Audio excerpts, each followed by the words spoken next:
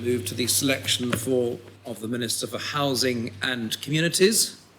Deputy Moore, do you wish to make your nomination? Thank you, sir. Yes, I nominate Deputy War. Thank you. Is the nomination seconded?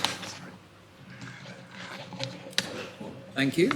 Are there any other nominations? Deputy War. Thank you, sir. I apologise for my lack of awareness of the policies in this House. Sir, it's a great honour to be put forward as a candidate for the position of Housing Minister. I would, though, first like to thank the previous Housing Minister, ex-Deputy Labby, for his work over the last challenging couple of years, in particular, his development of the Jersey Homes Promise. It's an excellent piece of work, and I would commend this efforts to the House. One of the reasons I stood in the recent election was because I see on a daily basis the challenges faced by the employees of businesses across the island, how tough it is to make ends meet. Housing, health, and childcare costs cause an immense strain on their health and well-being. I felt they needed someone to fight their corner. I'm very grateful that the electorate has given me this opportunity. Housing is an existential problem for this island. If we get the policies wrong, we directly affect people's health, our economy, our quality of life, and our children's future. Something has gone terribly wrong. My job is to find out what it is, and with the help of this House, to fix it. This government is going to be single-minded in delivering solutions for the people of Jersey. Like all of those who were successful in the last election, I'm very much in listening mode. My ideas around this subject are not fully formed, and I realise that I also have a lot to learn. The Better Way movement held a series of listening events in the run-up to these elections, which proved invaluable as they informed so many of the ideas in our manifestos. One of these events was around the subject of housing, and I'm grateful to Michael Van Nest, the previous chair of the Jersey Homes Trust, for his insights. I recognise that there are no easy solutions. If there were, I'm sure my predecessors would have found them already. Despite the current frenetic pace of building currently undertaking, we're still in catch-up mode because of the many years of underinvestment by previous governments.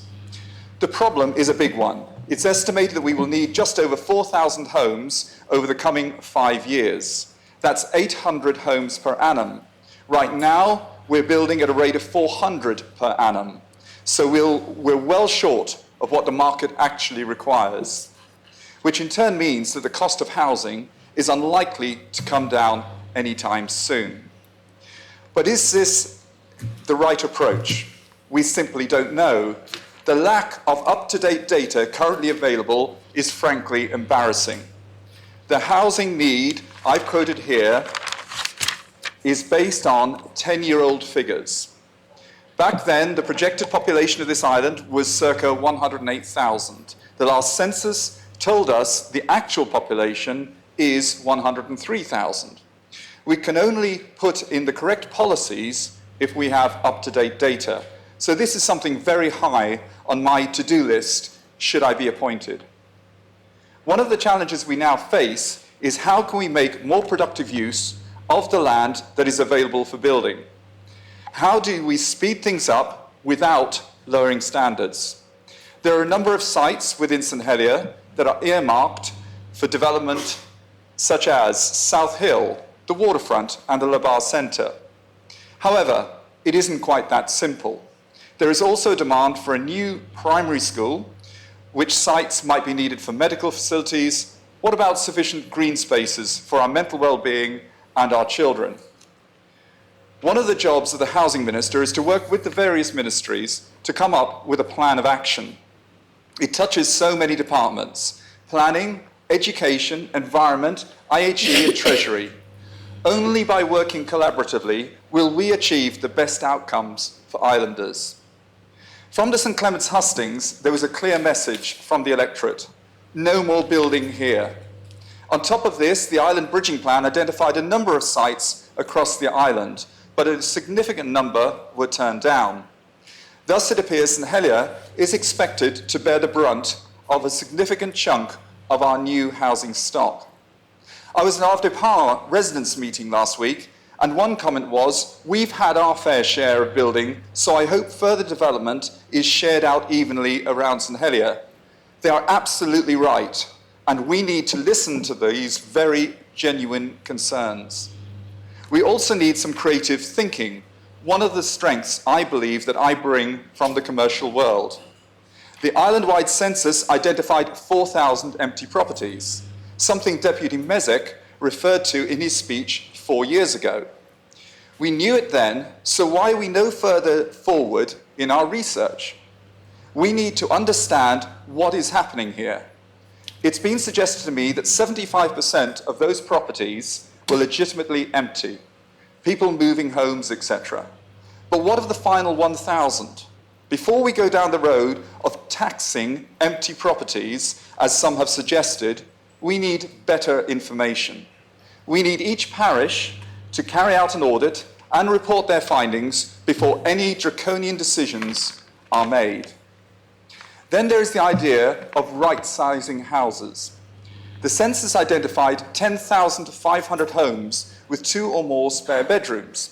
Even if just 10% of those fell into the right-sizing bracket, there's still another potential 1,000. From emails sent to me, there are a number of people who simply need to be found a solution that enables them to move. Their problem is that they are asset-rich and cash-poor. We also need to consider the changing demographics of our population. I stood on a platform of One St Helier, many communities. There are, however, many communities around our island. I would urge each and every parish to consider how they will keep their ageing communities together. What type of housing might they provide? It's still possible to look the other way, but in 10 or 20 years' time, this will be a major issue, so best to start planning now. I think we should also consider challenging the non-qualified rental sector and asking ourselves, is this still appropriate? I note 4 years ago, Deputy Morel asked this very question, but I'm not clear as to whether any meaningful progress was made. Again, it's another policy we should consider. It will no doubt have its pros and cons, but with the right checks and balances, it could bring down rental costs in this part of the market.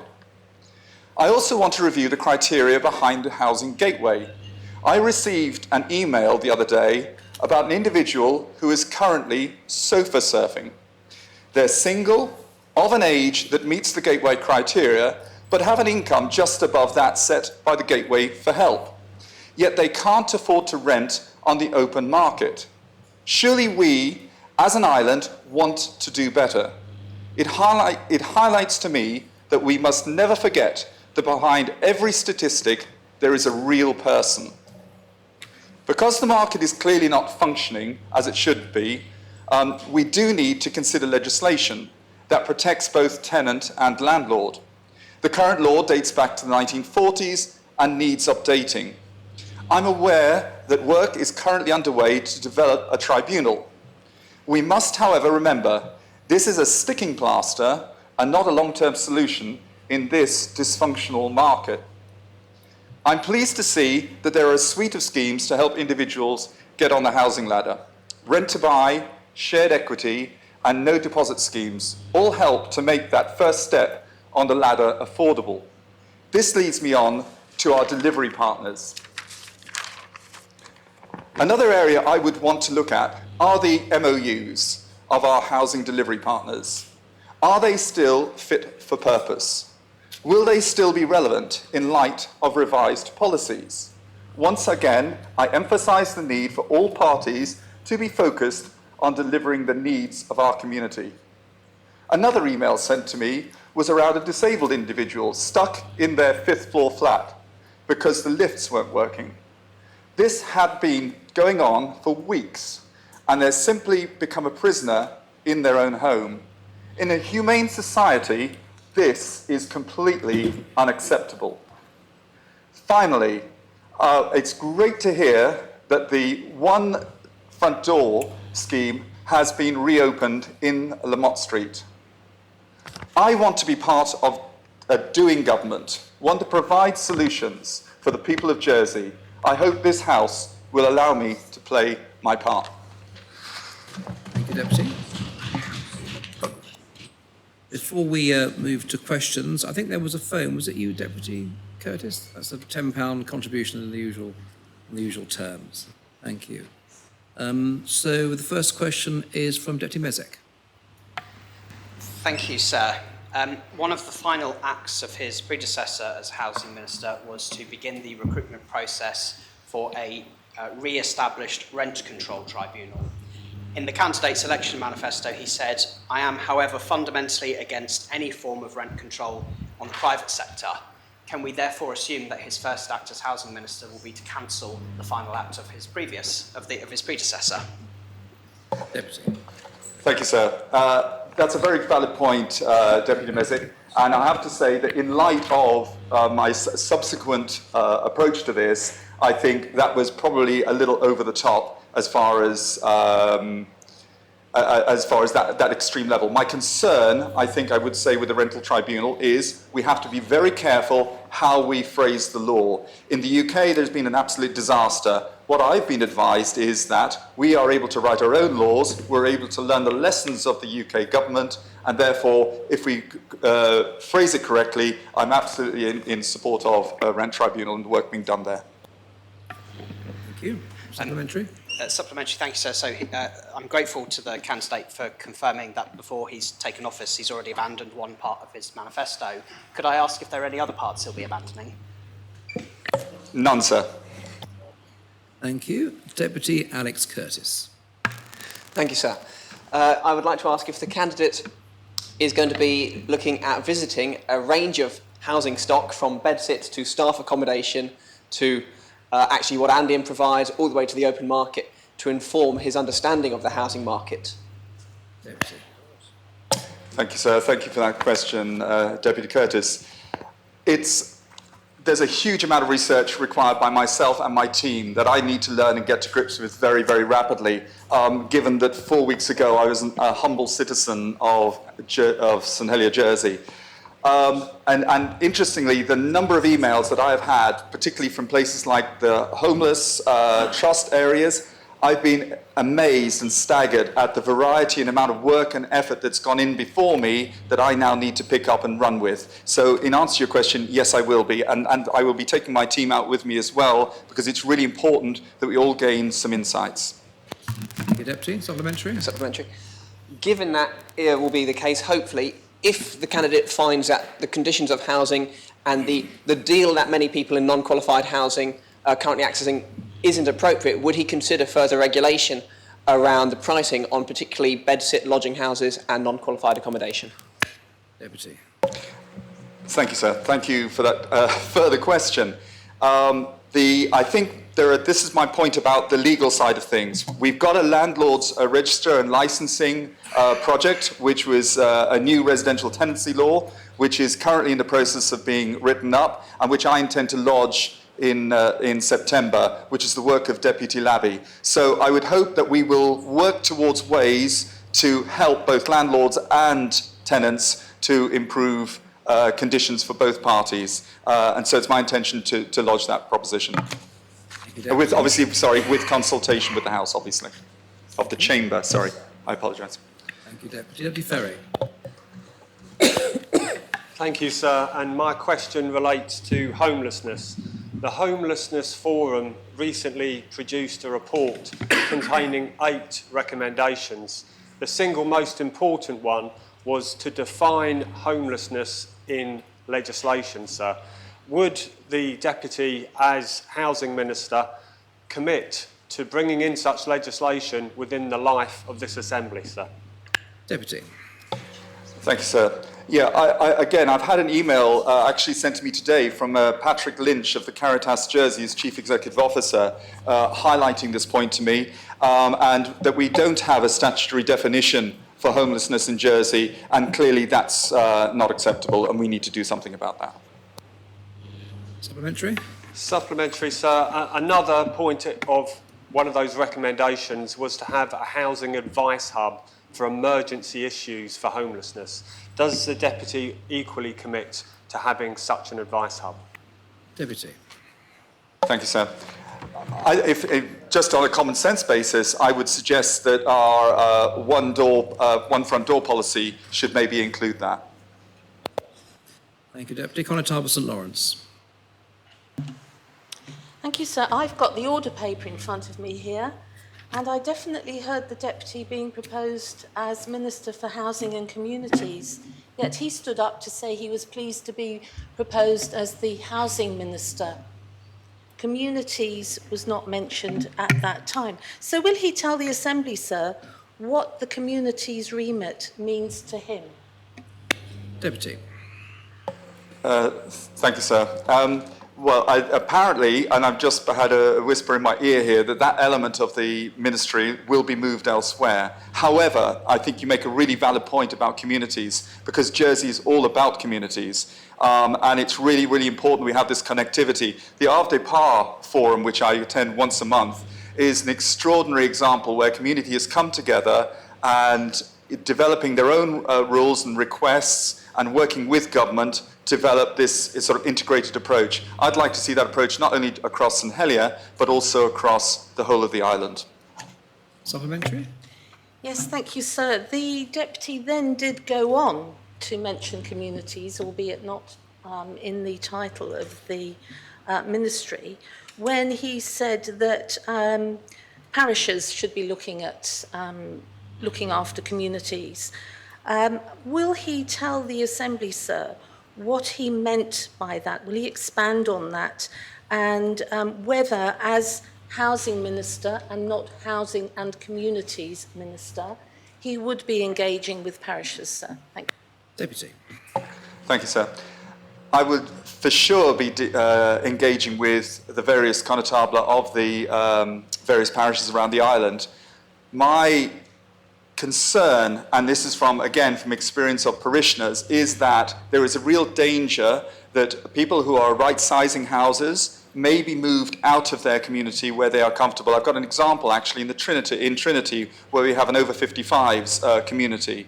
And a gentleman said to me he really appreciated the fact that there was a community into which he could move rather than being extricated from his house and sent somewhere else. So I think it's really important that we consider those thoughts as we have this changing demographic, this older generation coming together who've maybe lived side by side all the time. And I think it's really important that we should be thinking about how we develop our communities going forward. Thank you, Deputy. Deputy Jean. Thank you, sir. Jersey is facing an acute failure around homelessness, and though we have a homeless strategy that was agreed in 2019, the work of implementation has been very slow, and we've already heard a question about that we're still working on the definition of homelessness. But all homeless providers since 2019 have had to expand their provision. So what concrete steps will the Deputy take to support these providers and their residents to eradicate homelessness? Deputy. Thank you, sir. That's a really valuable and important question. The first thing I can do is engage with those providers of the facilities, okay? So I need, again, this is me, new guy on the block, as it were, trying to find out and gather information as much as I can. It's a massively important issue because it causes all sorts of wider issues in terms of people's health, their mental well-being, etc., etc. So my first port of call will be to take my team and myself out to meet those people who run these places, such as the shelter, and understand exactly who's going in there, why they're going in there, and what can we do to help as a government. Supplementary? Okay, thanks. Thank you. Deputy Feltham.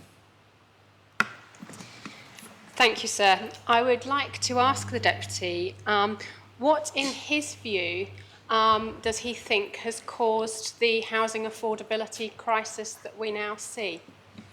Deputy. Thank you, sir. Thank you, Deputy Felton, for that question. Wouldn't we love to know?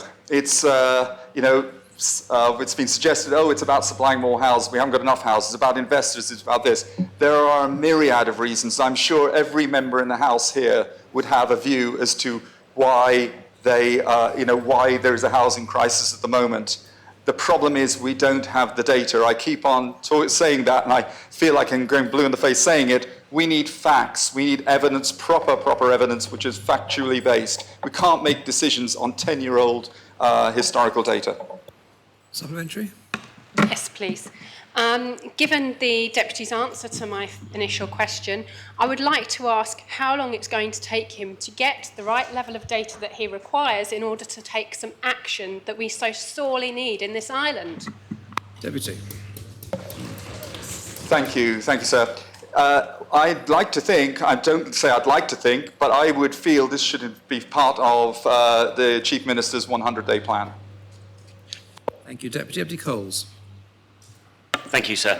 I'd like to ask the Deputy, he has mentioned the census regarding the empty properties. To him, what can use as a legitimate reason for a property to be left empty? Deputy. I have no idea. That's the harsh reality. I don't know. I think we can all surmise, as I said to you from my speech, 75% of the reasons properties are empty is because, well, I say 75%, again, that's not statistically verifiable, but people are moving house, etc., etc. We need to find out more information. I do not know. I'm actually really surprised because I'm actually very disappointed that this very question was raised 4 years ago.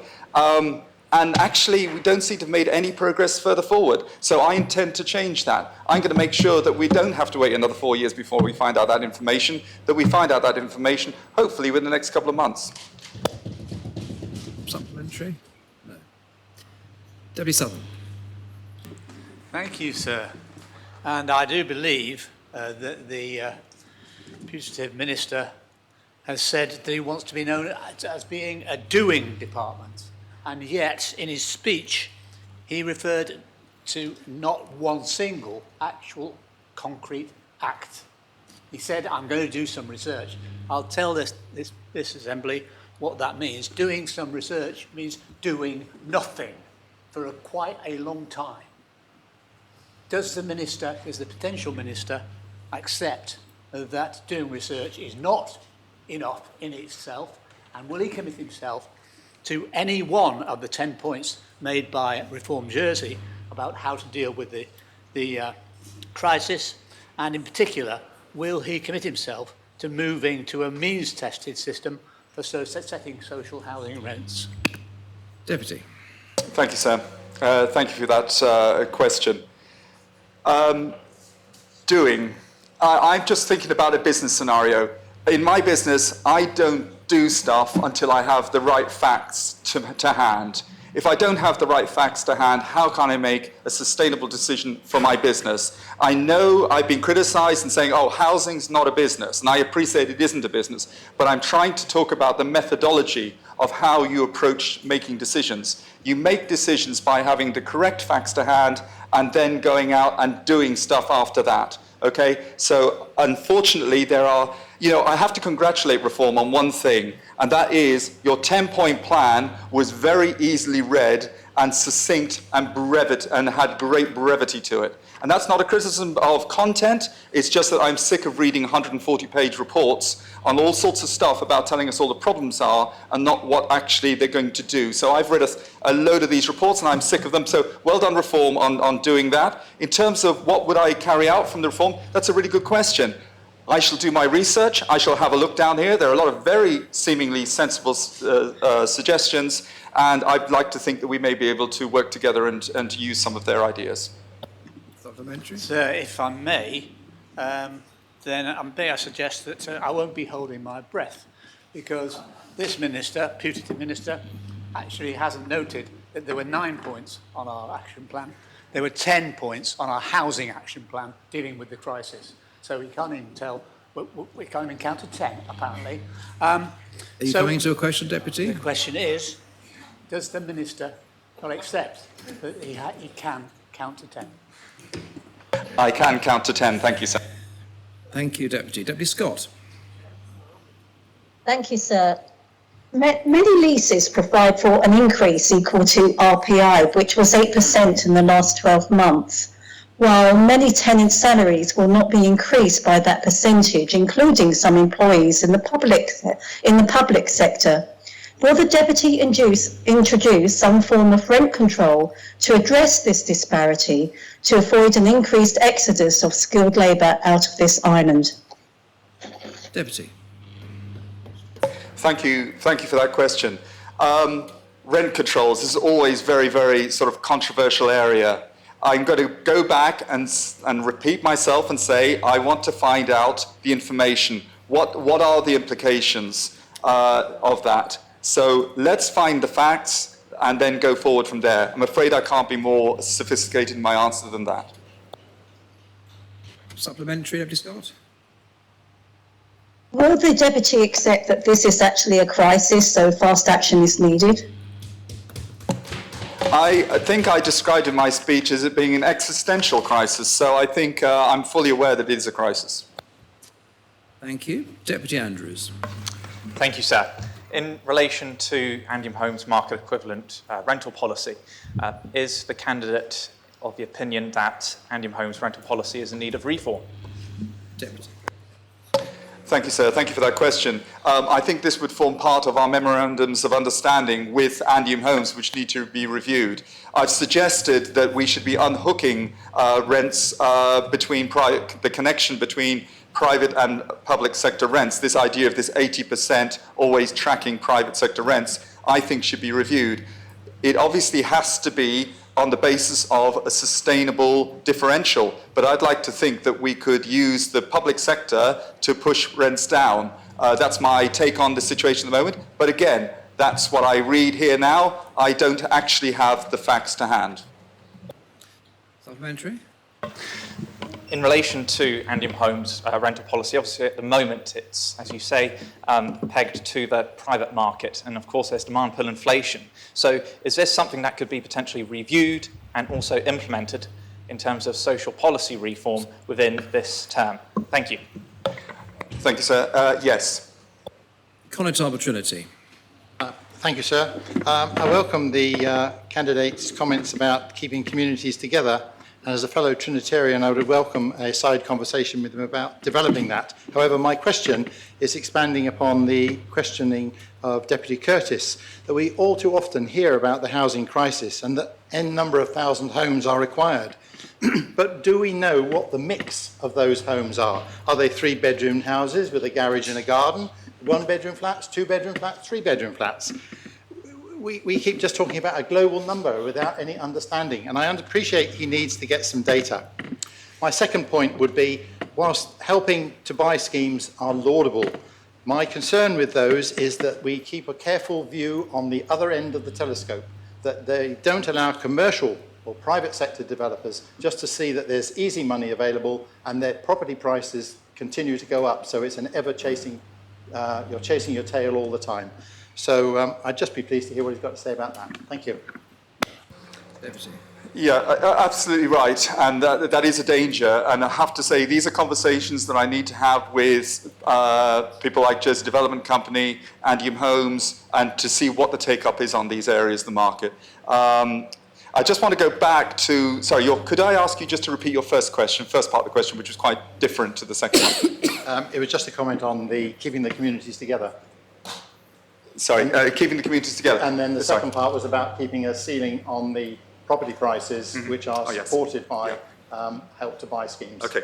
Sorry, I now recall what you were saying. Was the mix of properties correct? That was one of your questions, and that's a really good question. If you look at the rental housing market and the gateway market, it would appear that 1-bedroom flats seems to be the largest growing market, and obviously there are a lot of those being built. But interestingly, Andium Homes, again, who were at the conversation which took place in Havre des Pas last week, made the observation that when they started that development started 8 years ago on data based around that time. And obviously the demographics have changed, but they are still having to fulfill 8-year-old requirements. And this is one of our big problems right now is we don't have the data. It should be much more proactively produced. And one of my very, very big jobs and first jobs to do is to collect that data and make sure we have accurate information. Deputy Farnham. Thank you, sir. Sorry, just adjusting for my air conditioning, which I've installed. I was going to ask the deputy, so congratulations on his nomination, sir. What are his ideas for actually creating some affordable homes to give islanders hope? I'm not talking about supply and demand sort of matches, but actually any quick announcement he can make on ideas for getting islanders into their own homes at an affordable cost. Thank you for that question, Deputy. I'm going to be working closely, and hopefully Deputy Binet will be involved with IHE and obviously Property Holdings. Property Holdings clearly hold a significant amount of property, which we have to look at and we have to kind of divvy up, dare I say it. But if there are any sites there which are immediately available, which we think can do a job or help to do the job, I think we should be progressing those very, very rapidly. Well, that concludes the 20 minutes. Deputy Ward, I apologise I missed your light. The rush of lights early on, and I seem to have missed yours, which I apologise. Accordingly, I can confirm Deputy Ward has been selected for appointment as Minister of Housing and Communities. Now move to the selection of the Minister for Infrastructure. Deputy Moore, would you like to make a nomination? Thank you, sir. I would like to nominate Deputy Tom Binet. Is the nomination seconded? Yes, sir. Are there any other nominations? You're standing up already. Sorry. No, you. Deputy Tom Binet. Sir, I should like to start by thanking our new Chief Minister Designate for nominating me for the post of Infrastructure, Minister for Infrastructure. It really is a privilege. I'd also like to thank my predecessor, Deputy Kevin Lewis, for his work over the past 4 years. Unlike some of the other nominees, I don't possess a range of formal qualifications. However, I've spent a lifetime in the commercial sector and as a result have a reasonable amount of practical experience in various areas. And these basic qualities will, I hope, serve me well if my nomination is confirmed. In the short time available, it's proved a little challenging to familiarise myself with every detail of the broad range of functions that reside within this ministerial portfolio. That said, I've met as many relevant people as possible, including the Constable of St Helier, a man who I suspect will have to become a very close ally if many of the current issues are to be progressed. I also managed to spend a couple of hours with the Director General of IHE before he departed on annual leave. My take from these and other discussions leads me to a number of initial conclusions. With regard to transport, there appears to remain a considerable amount of work to be done to provide the island with a truly sustainable transport solution. And at this early stage, my instinct tells me that we may have to be significantly more radical than is currently proposed. It is a sad fact that a lot of people are still waiting for others to get on a bus or use a bicycle in order to clear the roads for them to continue to use their comfortable 4x4s. Being mindful of the requirement to be totally honest in this assembly, I must confess to having been in this bracket for perhaps a little too long. Therefore, if successful this afternoon, I shall be charged with delivering something that must be sufficiently robust to change even my own hitherto uncooperative habits. I also foresee a requirement for a great deal of cooperation with the parishes via the Communauté de Connétable to ensure the scheme is easily understandable and completely consistent throughout the island. Staying with transport, I'm aware that discussions have been commenced with Liberty Bus in relation to its contract, and that prior to conclusion there will be a requirement to assess the impact of the under-19 bus pass scheme, along with other matters of detail. With regard to solid waste, it will come as no surprise to those in the know that the collet is nearly full. However, I'm reliably assured that there are significant opportunities to recycle more inert waste to reduce the volume currently filling the reclamation area. There are also problems to be resolved with the disposal of hazardous waste, and apparently a requirement to start considering longer-term issues, such as the disposal of household waste post the useful life of the existing energy recovery facility. Coupled with this is a requirement for an extension of Jersey's drainage network, especially in relation to accommodating further housing construction, and decisions to be made about the enhancement of sea defences. All of the above will require long-term funding proposals, with difficult decisions to be made about applying or increasing various commercial charges. An area of particular interest for me would be Jersey Property Holdings. Without the benefit of inside knowledge, I've been bemused over the course of time by some of the things that I've witnessed. Decisions about Cyril and Michael House, for example, and the move to Broad Street. The vacation of La Folly Inn some 20 years ago and its subsequent abandonment is another small but interesting observation. Whilst I'm aware of its existence, I have yet to obtain and study the existing estate strategy, but please rest assured, sir, that should I be successful in today's process, I would certainly commit to developing a comprehensive and coherent plan for all government property, ensuring that every effort will be made to liaise with every other relevant department in relation to their future needs. With 800 properties to contend with, the prospect of 20 minutes of questions is quite daunting, so I'd request that, particularly in this area, they remain of a general nature. Sorry. In terms of current projects, decisions will be required relating to the future use of Fort Regent, and the commercial and financial implications will need to be properly assessed.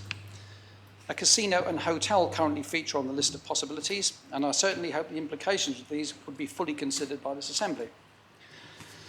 Sir, I'm not certain of the extent to which it's appropriate to reveal my own position on this, but if I might take the liberty to do so, I must confess to being decidedly unkeen. We already struggle to deal with the many and varied mental health problems that currently exist, and adding to this, the problems that come with additional gambling just seem inappropriate at best. With the limited time available, it's difficult to cover all of the other live issues in this portfolio, but I would just acknowledge the fact that we need more work. More work needs to be done on the active places strategy, with the possibility of developing new sports facilities in the east of the island, and further investment required to improve some of the existing facilities. I'm also informed that the skate park at the Kenneveys is due to be completed by the end of the summer, and the question of whether we should build another one in St Helier is shortly to come onto the agenda. To a large extent, many of the issues mentioned so far are ongoing business, albeit that a different approach or slight change of emphasis might be required. However, there is one so far unmentioned issue that stands out by some way, and that's the new hospital. As explained in the new Chief Minister's introductory statement, an evidence-based review is to be conducted with the requirement to respond within 100 days and advise the Assembly whether changes can be made to the hospital project to deliver a more affordable, more appropriate alternative. The target date to report back to the States is 20th of October this year.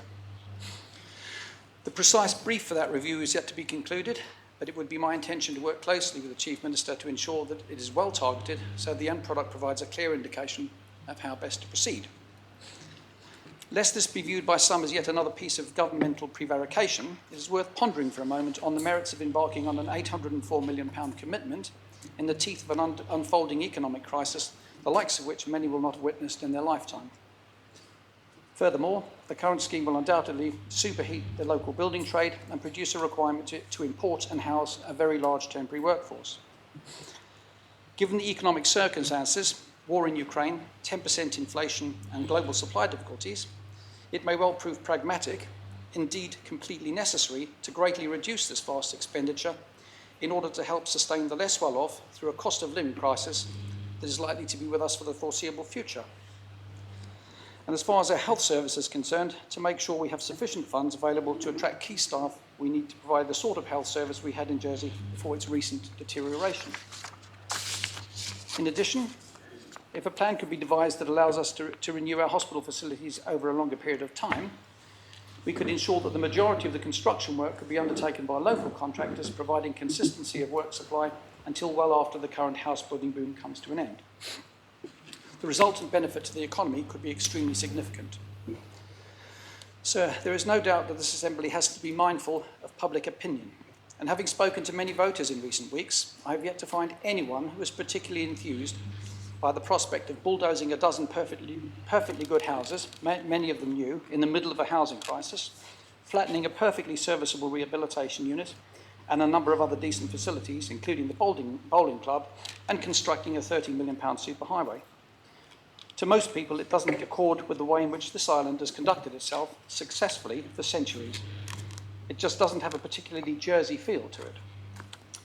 Whatever the outcome of the review, it would be my intention to work extremely closely with the new Health Minister to ensure, firstly, that all existing health facilities are maintained to the required standard for the foreseeable future, and secondly, to develop new facilities that fit comfortably with the future health service that must now be devised in the wake of this most recent election. The previous approach, which sought on the one hand to have a £1 billion hospital and on the other, to invest tens of millions in a care model that ensured patients made little use of it, was always something of a contradiction to me. Another area of close cooperation will undoubtedly be the requirement to provide suitable accommodation for frontline staff. It doesn't take a genius to work out that we will all get better healthcare from a complete, happy and well cared for workforce working in older facilities than we will from a miserable, demoralised and depleted team working in a fine new building, which was precisely the direction of travel prior to this election. So, in conclusion, the Infrastructure Minister's portfolio has a very broad remit, especially as it includes the all-important new hospital project. Clearly, there is still much for me to take on board, but please rest assured that this would be undertaken with much enthusiasm, and there would be no reluctance to take whatever decisions are required, however controversial, in a constructive and timely manner. If accepted, the proposed new Council of Ministers appears to have all of the ingredients necessary to reset politics in Jersey. I would very much like to be a part of it. Thank you, sir. Thank you, Deputy. We now move on to questions for up to 20 minutes, and the first question is from Deputy Rob Ward. Thank you, sir. So I may ask the Minister-designate, this Assembly agreed £2 million to fund a youth facility in the centre of St Helier. Unfortunately, property holdings were essential to enabling this or not. Can I ask the Minister to commit property holdings to actually pushing this project through? There is a site recognised in the government plan of Nelson Street, and can I ask him for all of his support in order that this actually happens as quickly as possible? Thank you, sir. Deputy. So I have to confess to not knowing a great deal about it, but if it's been passed by this Assembly, then it strikes me as it should be carried out, unless there are good reasons for it not to be, but otherwise the answer would be yes. Supplementary. So just to say to the Minister, when he can find time, I'm more than happy to sit down and take him to Nelson Street myself. Thank you, sir. Thank you. Deputy Feltham.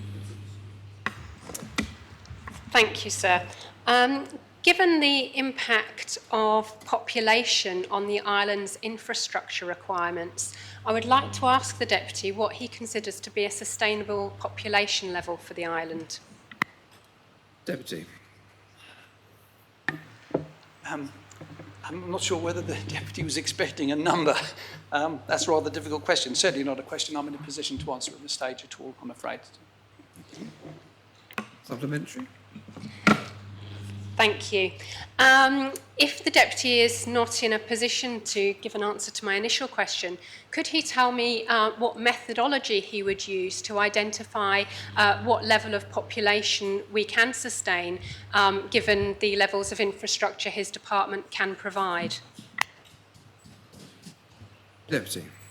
Once again, far too early to be making those sort of commitments or suggestions, I'm afraid. It's something that will have to come after a considerable amount of experience. Thank you, Deputy. Deputy Farnham. Thank you, sir. Again, congratulate the Deputy on his nomination, but start by saying I'm hugely disappointed at the inaccuracies contained within his speech, sir, and I wondered if he might take a leaf out of the Housing Minister's book and at least seek the facts out, sir. There were some figures stated on hospital road building that are completely wrong, sir, and I would ask him to undertake, before making any decisions on the hospital, to get the facts, get the figures, make sure they're accurate, sir.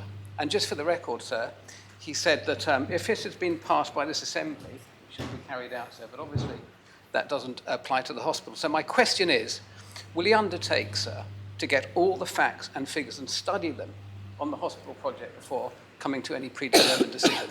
Thank you. Deputy. Yes, firstly, I think there's a subtle difference in the question that was asked by Deputy Ward and the one that's being asked by Deputy Farnham. I didn't have anybody on numerous door knockings mention the £2 million that have been applied to Deputy Ward, but an awful lot of people did speak to me about the hospital, and I apologise if I am not precisely correct on some of those facts and figures, but perhaps you didn't. Perhaps the Deputy didn't knock on as many doors as I did. I'll certainly commit to looking at the facts. That would always be the case, and it's this Assembly that decides on any change of course, as the Deputy well knows. Supplementary question, if I may, sir. I think I knocked on more doors than the Deputy. We had a conversation about this, but the question is simply, sir, will the Deputy undertake to make sure he studies and understands the facts and the figures, okay, before making any firm decisions on the hospital? Sir, thank you. And, you know, he mentioned £1 billion, sir. He is close, sir. It's only a couple of £100 million over the budget approved by this Assembly, so it's neither here nor there. Deputy. Sorry, yes, I did commit to looking at the facts in my last answer. Thank you, Deputy. Deputy Southern. Thank you, sir. And again, following on the quote about methodology, I'd be interested to know which economics textbooks the potential minister has been studying when he says that he wishes to finance ongoing revenue expenditure, for example, given the need for Jersey to finance better terms and conditions for frontline healthcare staff, why he chooses to fund that after following some caveat on a capital scheme. Surely he's been taught, as I have, that you don't spend capital on revenue or revenue on capital, and yet he's proposing to do exactly that. Deputy. That's an interesting question. All I would say is that I come from a very basic background. I haven't been reading any books on finance, and that's where I come from. 2 and 2 makes 4. When you borrow money, you have to repay it, and the money comes from somewhere. Supplementary? That opens up the avenue to suggest that he does read some basic economics textbooks in order that he could get a grip on what he's proposing. Is there a question there? I'd like to thank the Deputy for his kind advice. College Arbor St Mary. Thank you, sir. There are still a considerable number of domestic properties on the island which do not have the benefit of mains drainage. Does the candidate agree that this is unacceptable in the present era, or would he commit to obtain necessary funding to rectify it and, in that connection, liaise with the constables concerned on the matter? Thank you. Deputy. I thank the Deputy for his question. That's been raised with me by a number of people already. I think the extent to which we can do that and the period of time over which it can be done depends on funding. But in essence, yes, that would be a very wise thing to be doing. But I wouldn't be able to commit at this point in time as to a timescale for that. Thank you. Deputy Stevenson.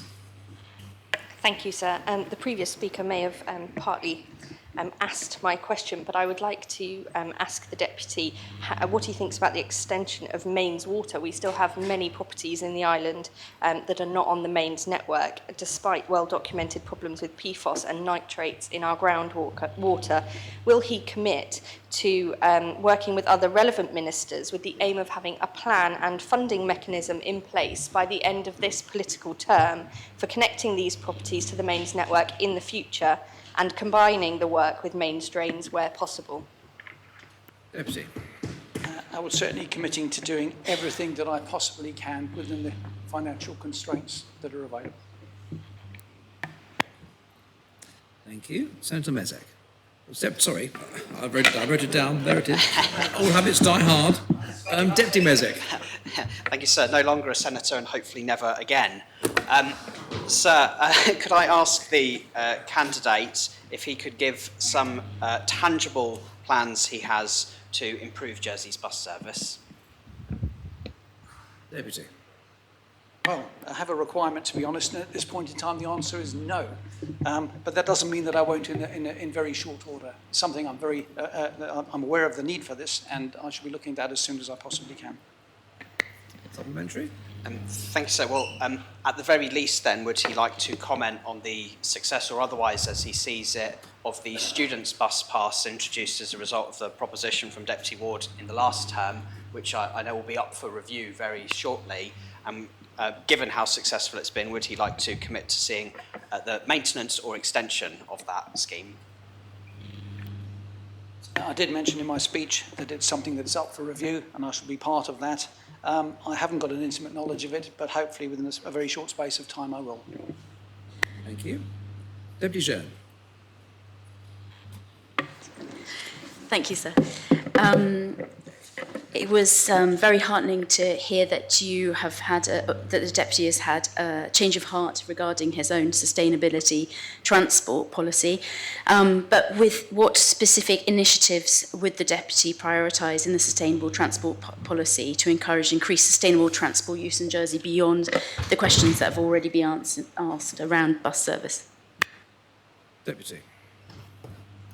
Well, something that I'm particularly interested in is the electrification, moving to electric cars. And our new Chief Minister kindly provided me with some information on what they do in Norway. And I just wondered if we might at some point in time start putting higher taxes on the purchasing of petrol and diesel vehicles and using that money to subsidise the purchase of electric vehicles, and possibly being quite radical about the extent to which we do that. Thank you, Deputy. Supplementary? No, thank you. Conataba Brillard. Thank you, sir. Given that the facade of the former Newgate Street prison is languishing in a field somewhere, would the deputy commit to utilising it either in a public building or just simply selling it off during his 4 years term of office? Thank you, sir. Deputy. It would seem so that I'm being asked to make an awful lot of commitments on the back of a week's worth of homework. It's an interesting one, sir, and I commit to looking at that. I'm happy to speak to the Conatable about that at his convenience. Supplementary? Thank you, sir. Does the deputy consider that the time this granite has been laying in a field is inappropriate and should not be repeated if in building structures that the states get involved with? Will he commit that he will manage property holdings and the materials that the states or the government holds in a better way than henceforth than hitherto? Deputy. Certainly commit to do my very best to do so. Deputy Alex Curtis. Thank you, sir. The deputy mentioned Cyril Markle House in his opening. I wondered if he felt and agreed that at a principal level, the state should not be looking at the sale and leaseback of our land, and that we should retain significant amounts of our land without sale. Deputy. Simple answer to that one, yes. Supplementary? Supplementary on that would be a similar site to Cyril Markle House would be Fort Regent. In the moving proposals, would the deputy agree that the entirety of Fort Regent, at least at a freehold level, should be owned by the public? Deputy. Once again, unless there are any complications of which I'm not aware, then the answer to that would be yes too. Thank you, Deputy. Conatab of Trinity. Thank you, sir. I make no apology for labouring this point, which has already been raised. As a constable who has over 400 properties in his parish which are connected to third world drainage systems, it flies against the stated aims of reducing our carbon footprint, surely, to run a fleet of tankers to haul the waste away on a regular basis. And would the Minister at least commit to doing as much as he can to put additional funding into extending the network? Thank you. Clearly, I wasn't clear enough in my last answer. I'll be clearer now. The answer is yes, I shall do everything that I can. Deputy Farnham.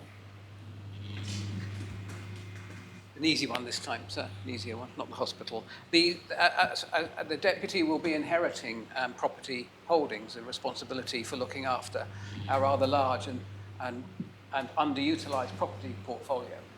And can I ask him if he can share briefly, if it's possible, his vision of how he might improve that to derive the maximum value and better usage for the taxpayer, sir? Deputy. Thank you for the question. Sir, yes, I can't stand here and say that I've got a master plan for anything. 800 properties, I'm sure that previous ministers have come and gone from this position and not been aware of more than half of them. So what I can commit, I have had some experience with property and with rationalising businesses in various properties, and whatever experience I've had throughout the course of my commercial life, I'm very happy to bring to bear here and apply that to property holdings. Just a quick supplementary, if I may, sir. Yes. Will he undertake to liaise with the housing minister to ensure any property that is suitable can be handed over for housing as soon as possible? Deputy. Prior to the election, I had a very interesting meeting with Andium, and they did indicate to me that their progress has to some extent been impeded by a lack of action from the Assembly, which was something of a concern to me, that it indicated that we may almost have a homemade housing crisis in that we haven't moved quickly enough. And to the extent to which I can commit to doing that, then that would certainly be the case, and I would commit to doing that. Thank you. Deputy Southern. Thank you, sir. I'm afraid it's another commitment for the Minister, or putative Minister. Will the Minister commit here and now to either maintaining or improving funding for what is known as the hopper bus, the town service, which has just been started and appears to have a healthy number of passengers? Deputy. No intimate knowledge of the bus service, but if what I'm being told is correct, then there seems to me that there'd be no reason why one shouldn't do what's being requested. Supplementary. Thank you. Constable St Lawrence. Thank you, sir. I've got a quick win for the potential minister. The sale of car registration plates. Some time ago, JSY was introduced to the original J number plates. Would the minister-designate consider introducing JE for Jersey Electric car as a provision for raising income? Deputy. That's an interesting suggestion, sir, and I'm happy to talk to the Constable about that at some point, and it does seem to be quite reasonable on the face of it, so quite possibly. Constable St Saviour. Thank you, sir.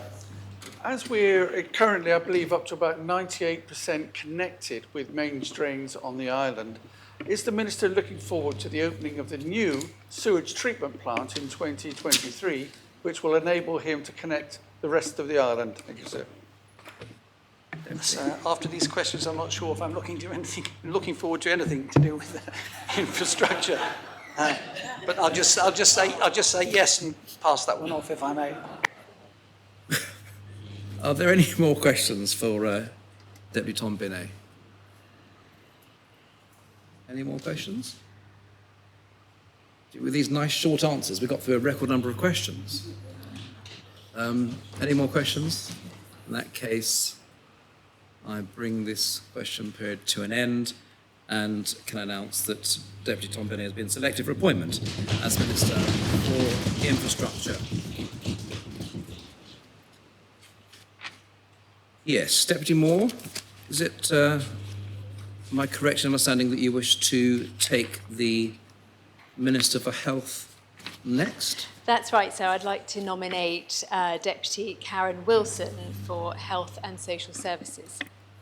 Yes. Is the nomination seconded? Yes, sir. Are there any other nominations? Yes, sir.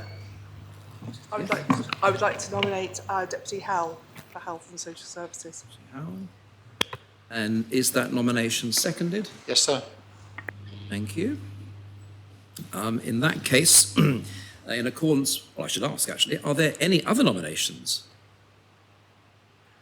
There are two nominations, Deputy Wilson and Deputy Howell. In accordance with the standing order, questions will be asked and the candidates will speak in the order in which they were nominated, starting with Deputy Wilson, who will receive the normal 10 minutes and then be asked questions for up to 20 minutes. And during that period, Deputy Howell, you're required to leave the chamber. And you'll be escorted from the chamber now and taken to what's described as a quiet room. Who's in? Are you in charge of that?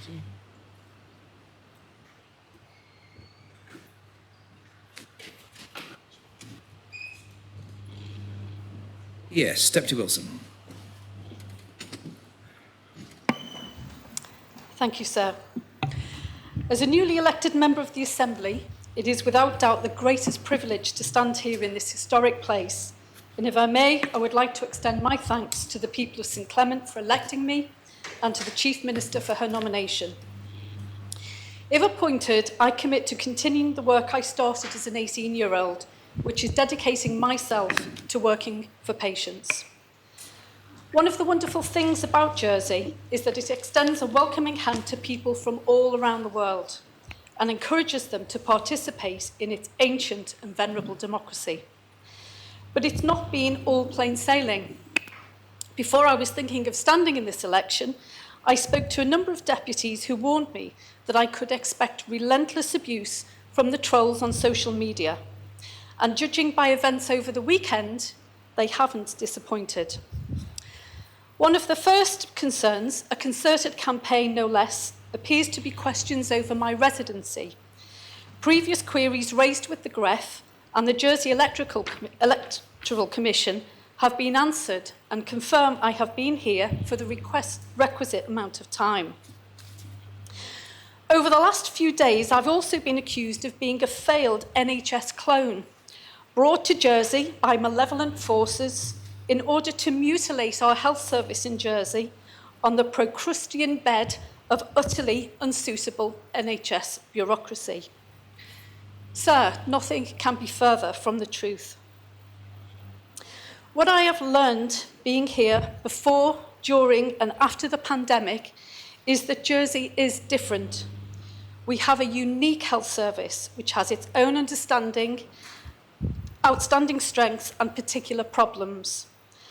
My job, if appointed, will be to build on these strengths and find the very, very best solutions to problems wherever they may be. So, over the last 2 years, the health system has endured a gruelling period.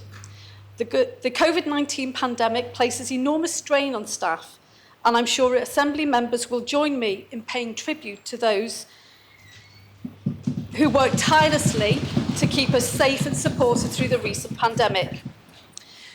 As we emerge now from the pandemic, we have to move forward in the most difficult of times, restoring staff morale and rebuilding our care system.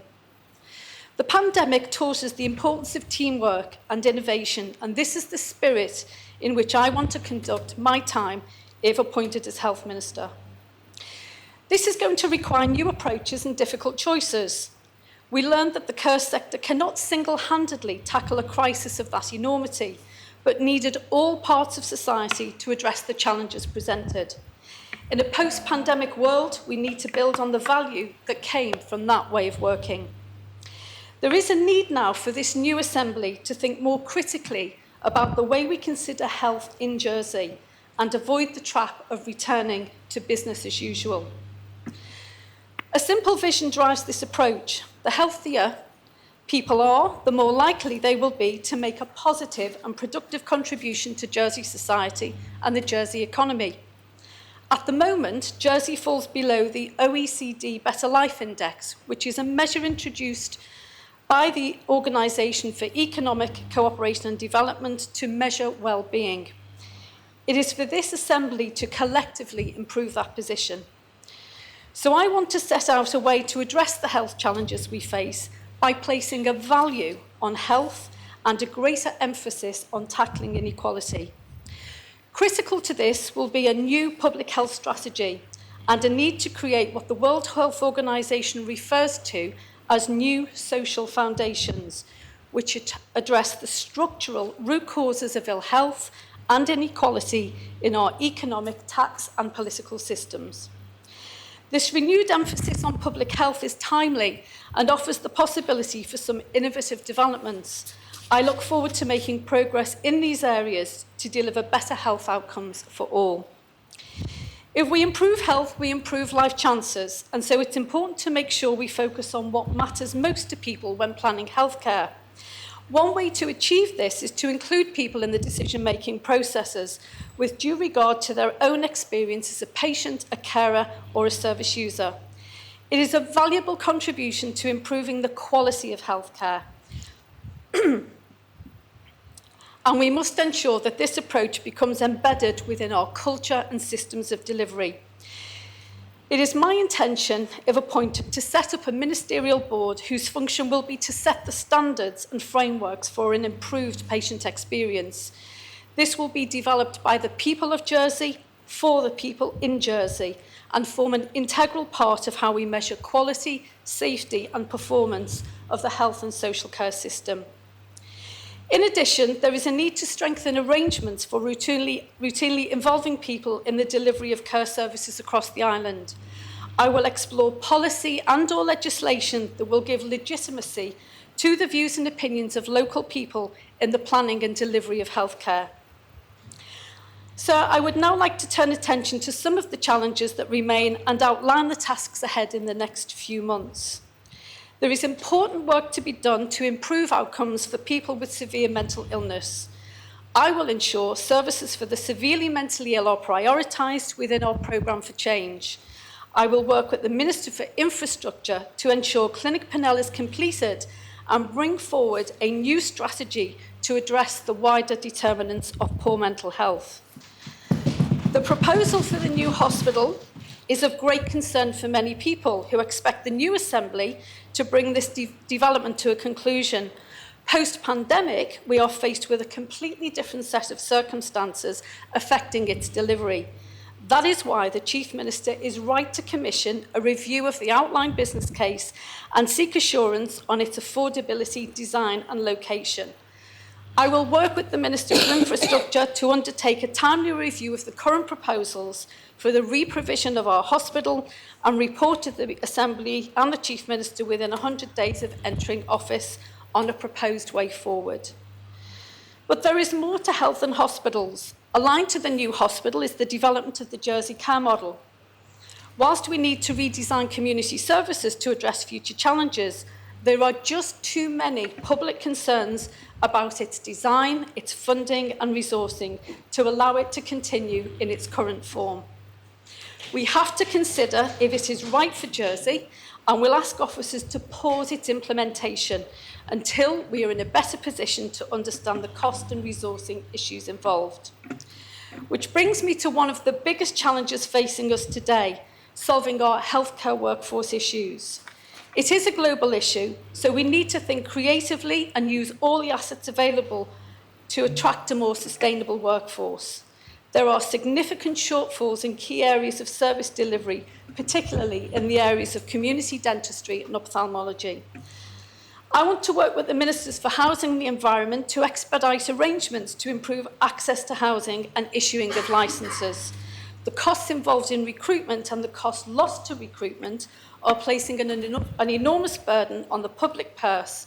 And as I stand here today, it is unacceptable that 27 healthcare staff are without accommodation. I acknowledge the issues are multifaceted and a recruitment process alone is not the answer, but the workforce agenda needs a fundamental rethink, and we must have the courage to make hard choices to create desirable conditions for people to live and work in Jersey. I am pleased the Chief Minister is setting up a Workforce and Skills Commission to drive improvement in this area. Technology is one way we can reduce the demand for labour. Advances in artificial intelligence and assistive technology will change the way we experience healthcare. As our population ages, we have to find solutions that are less people-intensive, but just as effective and build much needed capacity in our system. In a similar way, there will be a need to examine a number of systems affecting patients' experience of the care system overall. For example, waiting times, the way we procure services, and also the various work streams in progress. We need to clarify expectations around delivery and examine the cost and affordability to the government in key delivery areas.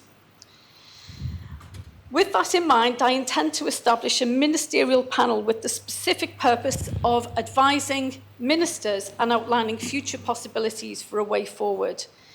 So I hope that what I have provided is a glimpse into the future of what I offer if I'm appointed as Health Minister. I admit to not covering work in progress and a range of legislative and policy development areas in the time available.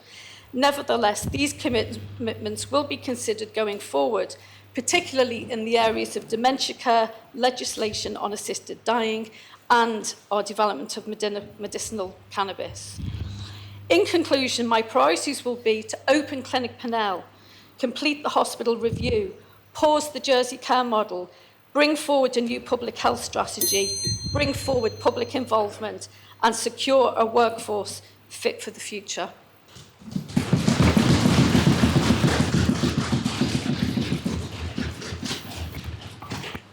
Thank you, Deputy Wilson. We now move on to questions for up to 20 minutes, and the first question is from Deputy Barbara Ward. Thank you, sir. Please, would the nominee for Minister of Health provide views on the plans for the new mental health facility at Overdale, its siting, its cost and size suitability? Deputy. Thank you. The provision of services for the mentally ill is close to my heart, and I thank the Deputy for raising this issue. For too long, we have delayed progress with providing appropriate facilities for people with severe mental illness. And as I've mentioned in my speech, one of my priorities will be to expedite the current plans for how we actually improve the estate in its current arrangement. But obviously the hospital review that will be undertaken includes the development of a new mental health service. And it is in that regard that we will bring to the Assembly our proposals for the way in which mental health services and the estate will be provided for within that new envelope of service, estate design. Supplementary? Supplementary, sir. Yes. Would the nominee for Minister of Health state what would happen to the present near to completion of the mental health unit attached to Cedar Ward if a new mental health facility is constructed at Overdale? Are we actually paying twice for a same facility? Thank you. Yes, I understand, sir, that may cause some concern at double running costs. I think we're a long way off yet before we are in a position to actually understand what the final outcome of a new mental health inpatient unit will look like. So we will continue to develop the existing provision. Thank you. Deputy Jean. Thank you, sir. There has been no increased financial support for patients to see GPs in over 10 years, and the WHO considers out-of-pocket expenses, that is, citizens paying up front to see a doctor, a huge contribution to increasing inequalities in our society. What measures will the Deputy take to ensure just managing families and individuals have equitable access to their GP? Deputy. Thank you. Yes, there has been already some support for families in terms of this payment arrangement. But this is really a matter for Social Security Minister to address, and I would be happy to talk more about that on that basis. Thank you. Supplementary? Deputy Stevenson. Thank you. Infertility is classed as a disease by the World Health Organization and affects around 1 in 6 couples. Yet financial support for high-level treatments such as IVF is severely limited in Jersey. Will the Deputy commit to implementing NICE guidelines for the provision and funding of IVF? Deputy. Yes, thank you, sir. The pattern of service available currently has undergone a number of changes over the last couple of years. It's seen a turnaround in staff, it's seen a turnaround in its funding mechanisms. And what I will do is I will commit to review the current arrangements and ensure that we are in a position to at least be compliant with what the NICE guidance offers in that regard. Supplementary? Yes, please, sir. Would the Deputy also agree to look into the possibility of providing formal access to free fertility preservation for cancer patients as soon as possible? Deputy. Yes, sir, the answer is yes, I will. Thank you, Deputy. Deputy Southern. Thank you, sir. In her priorities, she says that will be included. She says addressing the workforce issues undermining the care system and ensure that the workforce is well supported and enjoys high morale. Will she, in undertaking to do something about this area? Will she push for the Ethical Care Charter, which has been resting on a shelf since its acceptance by this body for the past 3 years? Will she insist that that is now enacted?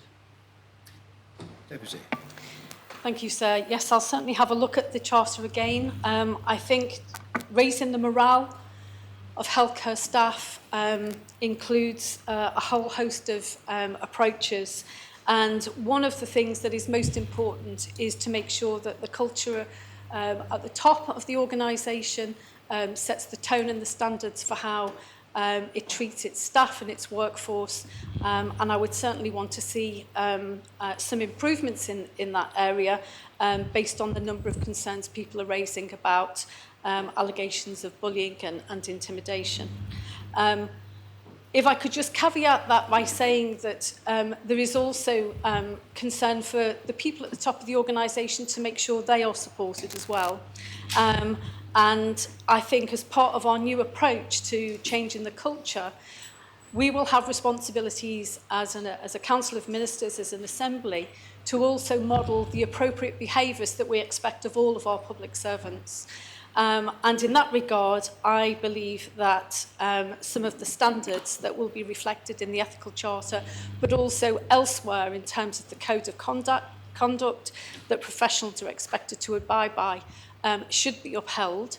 I think we should also adopt a zero tolerance to bullying, intimidation in the workplace, and I would certainly want to actually work with colleagues to be able to strengthen those arrangements so that people can speak out and feel supported and encouraged to do their best work.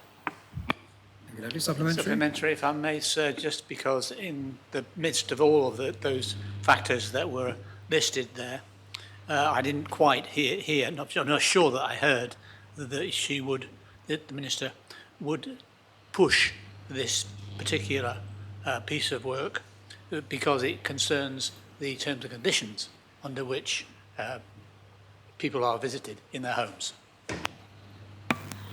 Thank you, sir. I will certainly agree to take a look at it, yes. Thank you.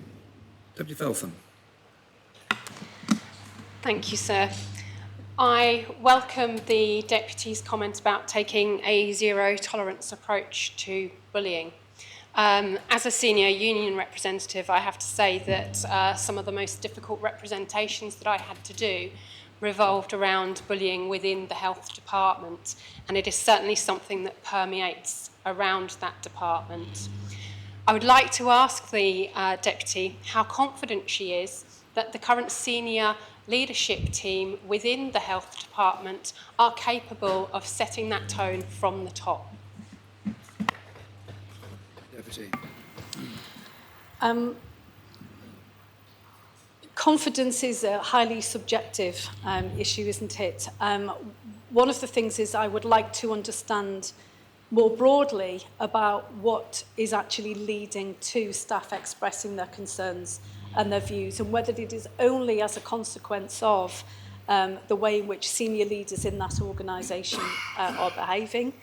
I also think we need to consider how stressful it is to actually work within a healthcare system, and whether or not we've actually got the appropriate measures of support or arrangements of support in place for all staff working in that organisation.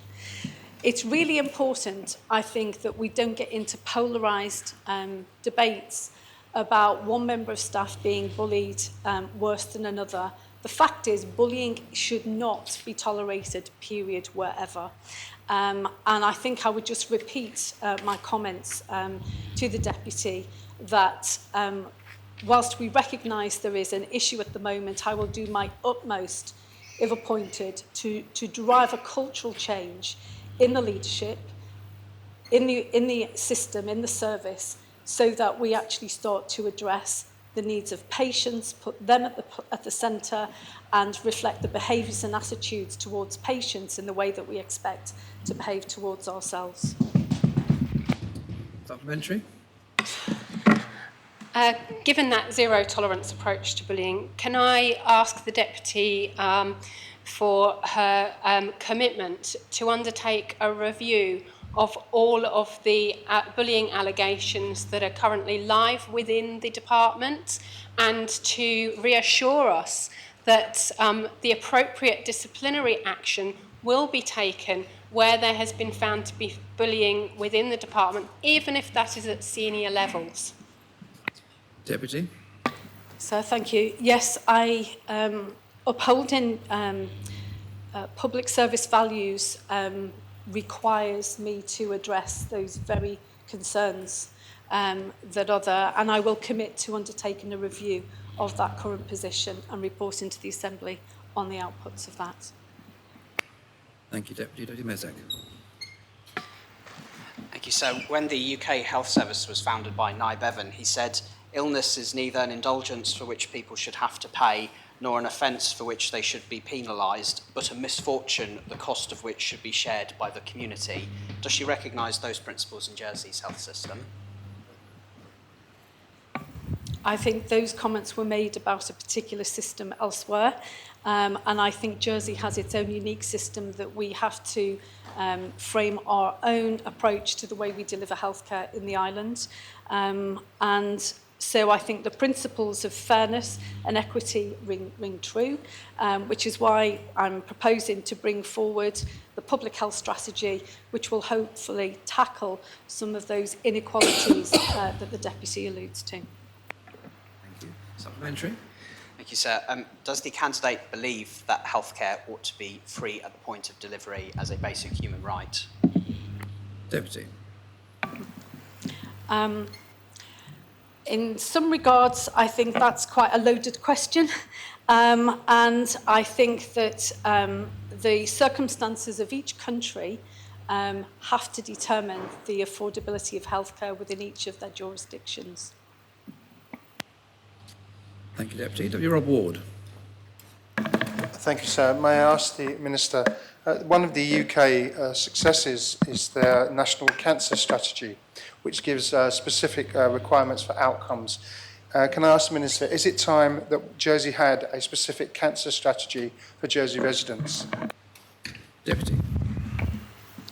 Yes, thank you. What I'm intending to do, if appointed, is to review all our strategic frameworks to understand where the gaps are.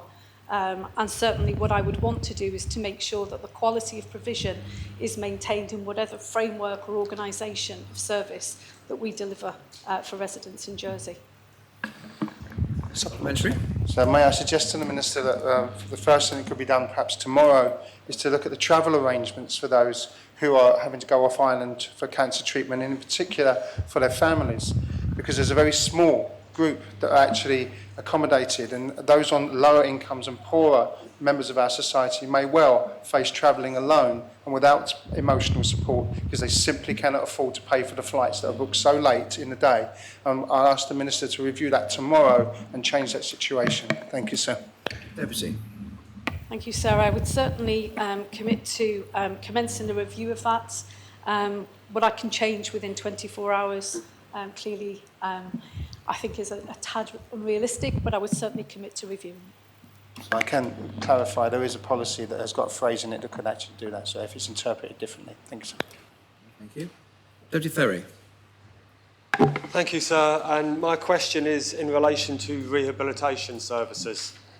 It's fair to say that our rehabilitation services in Jersey are not up to scratch, not in the commitment of its staff, sir, but in the provision of facilities.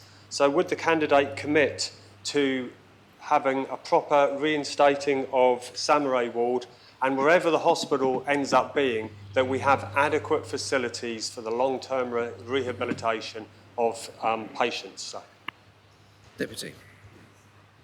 Thank you, sir. I do believe that the plans are already underway to actually return Samurai Ward.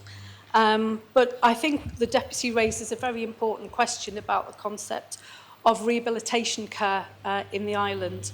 And we don't actually see it for people who've got profound physical or life-changing having to make life-changing adaptations as a result of illness. We also see it for people who have experienced mental illness as well. So what I would like to do is to propose within the new strategy for public health is that we broaden the concept of rehabilitation and not just consider this in the context of physical rehabilitation, but a much broader rehabilitation around recovery and wellness. Thank you. Supplementary. Thank you. Supplementary, sir. I thank the Deputy for her answer. How does she see the provision of AI in those rehabilitation services, which she mentioned in her opening speech, sir? Deputy. Thank you for the Deputy for raising this. I mean, this is an amazing opportunity to really raise the standard of rehabilitation care. Artificial intelligence and assistive technologies offer us a real opportunity to promote further independence for people in their own home. And I think I would certainly want to to work with the Minister for Economic Development, who has the brief for digital, to expand the provision of digital technology into the health arena. Thank you. Conatable St Lawrence. Thank you, sir. I was speaking to a former nurse recently about how we should reduce hospital waiting lists. Her view was that that was far less important than the recruitment of hospital staff. Does the Deputy agree, and what is her view on this, please? Deputy. It's difficult to comment on one individual perspective, but I think the broader question here is that there is an issue of productivity in our health system. There is an issue about the way in which our care staff are working. And I do not think that we are in the place at this moment in time where we are able to optimise and maximise the full productivity that is possible within our current staffing arrangements. And the reason I say that is because some of the working practices may need to be reviewed. We may need to review what people's work streams are, what their work commitments and responsibilities are, and also make sure that we are targeting the reason why people deliver care and support.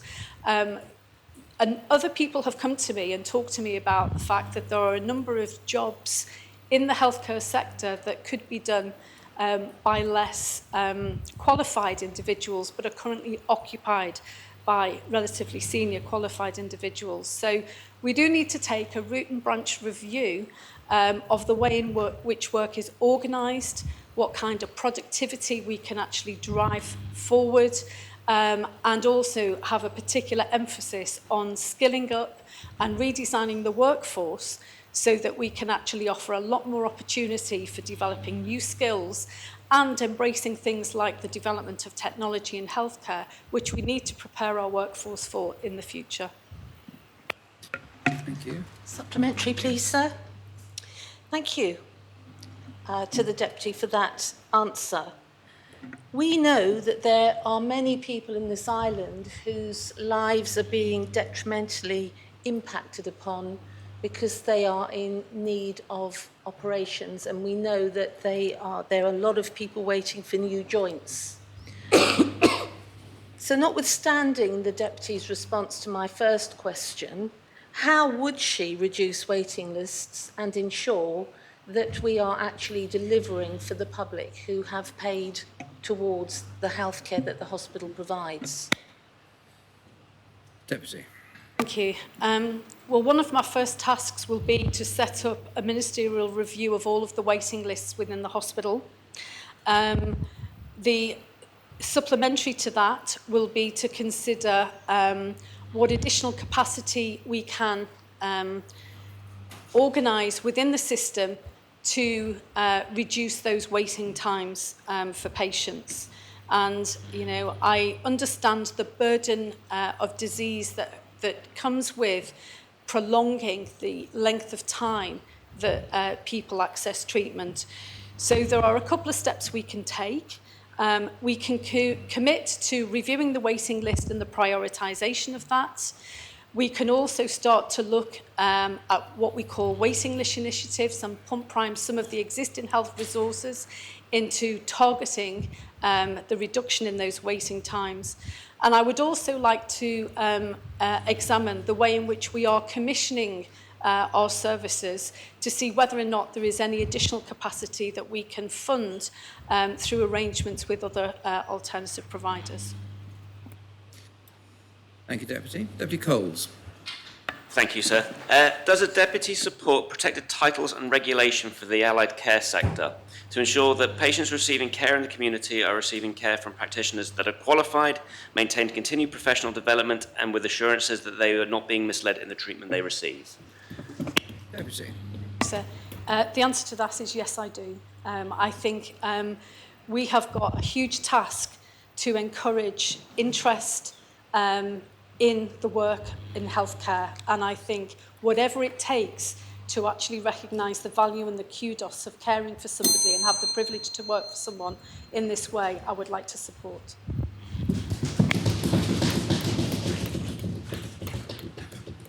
Well, thank you, Deputy Wilson. Can I now invite you to leave the chamber and for Deputy Howell to come back in?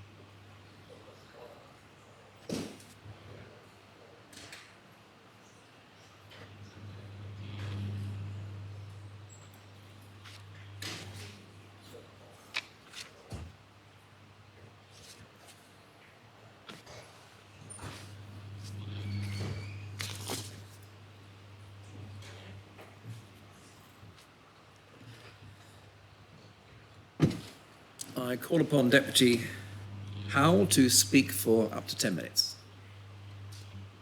Thank you, sir. Good afternoon, everyone. Throughout my 40 years in Jersey, I have been involved professionally with the health service as a dentist, now retired, and a wife of a GP. Additionally, I have been a carer for over 15 years and a volunteer for various charities. I'm approachable, hardworking, determined, someone who wants to work collaboratively and to bring people together, not afraid to challenge and to make difficult decisions, with a common sense and a can-do attitude. Jersey is not the NHS. I feel strongly that our health service should be led by someone who is not NHS-centric. I think it should be led by someone who has been here for quite a while, with a good knowledge of Jersey, and who really understands our health service and what is going on both in the hospital and in the community. I am standing for Minister of Health and Social Services because I am passionate about wanting to make a positive change, improving patient care. Our wonderful frontline staff need to be cherished and empowered to do their jobs. Excellent patient care coupled with kindness and compassion has to be our #1 priority in all areas. I want to thank the Deputy Medical Officer of Health and all the doctors, nurses, support workers and management for all they have done to keep us safe during the pandemic, and for the input from so many others, for the vaccination programme, and for the frontline staff who continue to work under challenging and difficult circumstances. But now, it is time to look forward to making improvements within our health service. I will work with senior management team to understand the current management structure within HCS and try to reduce bureaucracy and streamline the organisation so that it can be agile, with clinicians being aided rather than impeded in undertaking their roles. At present, morale is low, and I want this to change. There is evidence that many good staff have left, putting more strain on those remaining and causing stress within the workplace. There is also evidence of decisions which have been made without input from the clinicians involved, and this cannot continue. Bullying of any description is totally unacceptable, and I want to stamp this out, following procedures which have been laid down. I look forward to a change of culture, where any staff member can raise their concerns without fear of reprisals. To quote Richard Branson, I have always believed that the way you treat your employees is the way they will look after your customers, and people will flourish when they are praised. In our hospital and across our community, staffing levels are of extreme concern, and I will do all in my power to make sure that there are proper levels of frontline staff, ideally permanent ones. I'm acutely aware that there are some essential areas where there are simply not enough staff to provide the services that Jersey folk need. It is imperative to address this. Not only do we need to attract staff, we need to be able to retain them. I will work with other ministers and with the State's Employment Board, possibly to try to add a Jersey weighting to their salaries. I'm acutely aware that housing for staff and carers is a challenge, and would work with the future Housing Minister and with Andy M. Holmes to address this. Not only do we need to encourage islanders to think about caring as a vocation, we also need to see if we can attract those from further afield to come to Jersey to help ameliorate the current situation. We need to make sure that the healthcare sector is a happy sector in which to work. Despite recent additional government spending on mental health services, this investment would seem insufficient. It is now time to further increase funding in this area, and it was very good that the future Treasury Minister has agreed to this. We need to know when the refurbished Orchard House will be ready to increase mental health support within schools and in the community and make sure there is proper and timely provision for all islanders who need help.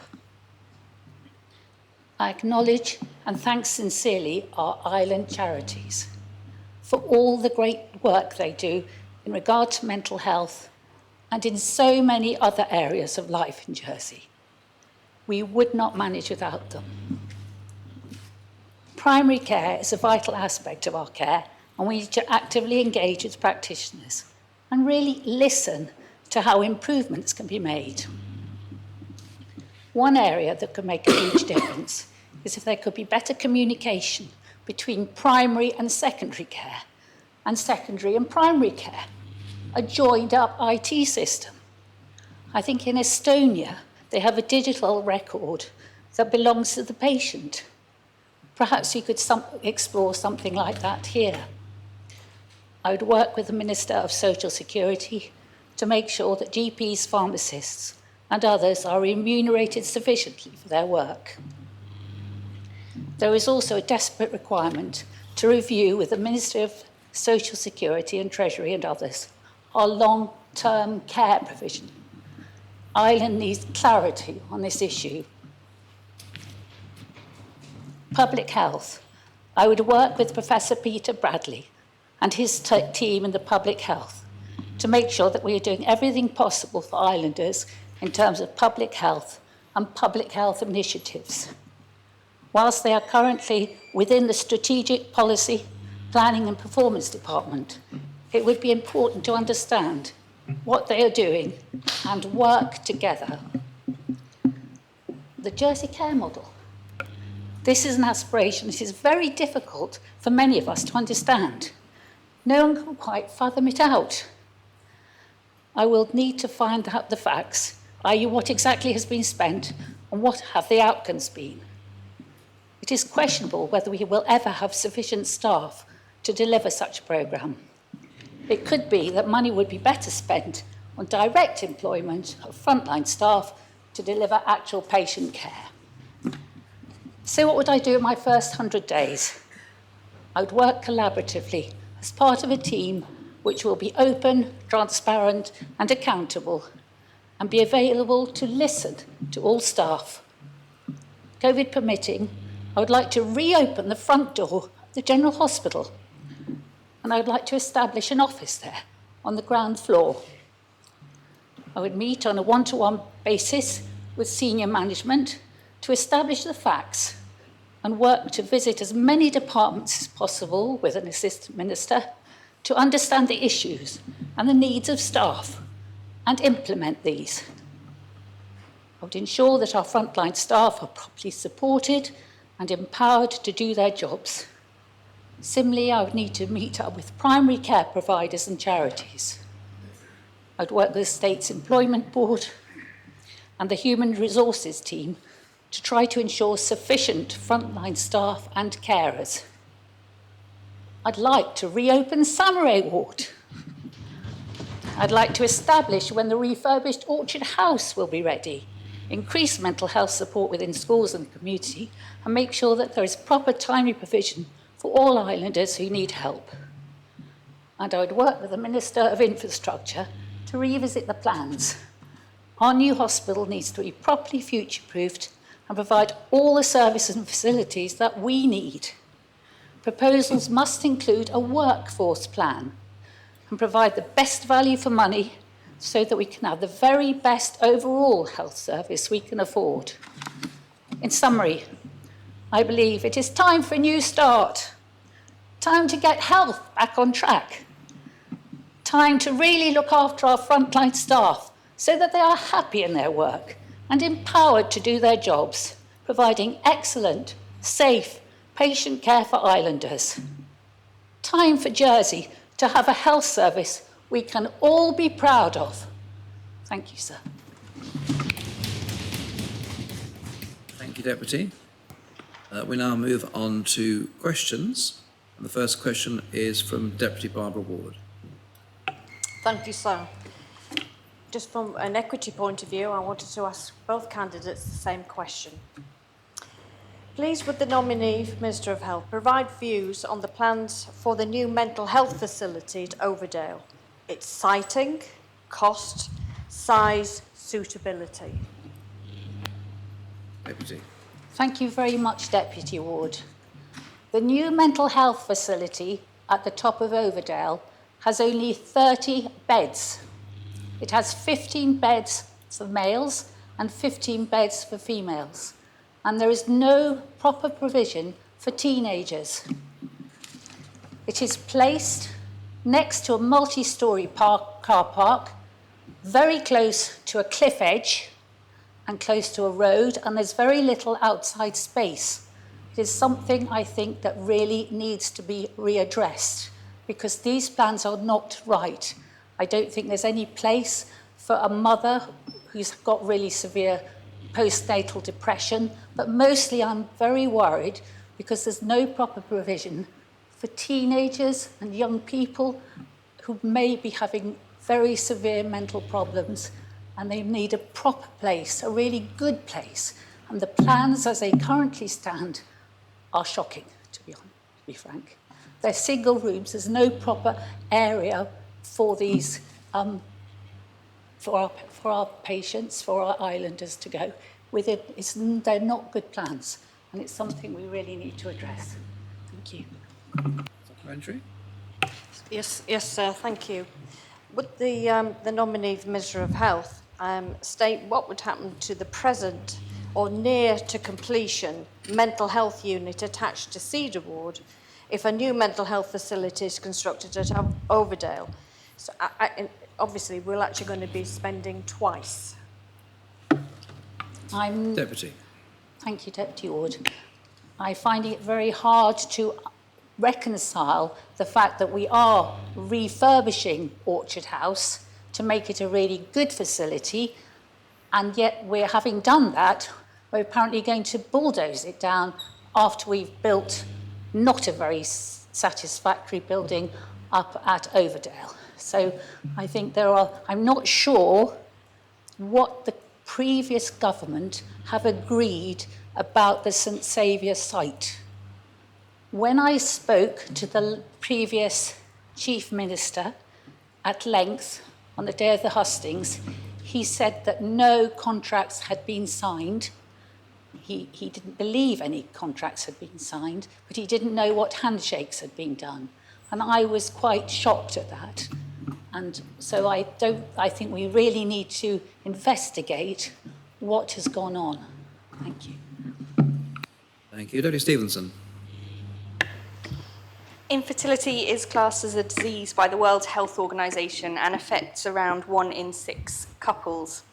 Yet financial support for high-level treatments such as IVF is severely lacking here in Jersey. Will the Deputy commit to implementing NICE guidelines for the provision and funding of IVF? Deputy. Thank you very much, Deputy Stevenson. I would absolutely agree to doing all I can to support the couples who are having problems with infertility. I think it's at least 1 in 12, possibly higher. And it's a real tragedy for these couples because they very, very much want to have a child. I know when I had 1 child and I was really hoping for another, and it was taking me a very, very long time. And it's put such a pressure on you because you really want to, I really appreciate this. And I think we should be doing all we can to support couples who would dearly like to have a child. Thank you. Supplementary. Thank you, and thank you for the Deputy's answer. And it's probably worthy of note as we talk a lot about mental health, about the impact that such situations can have on people's mental health.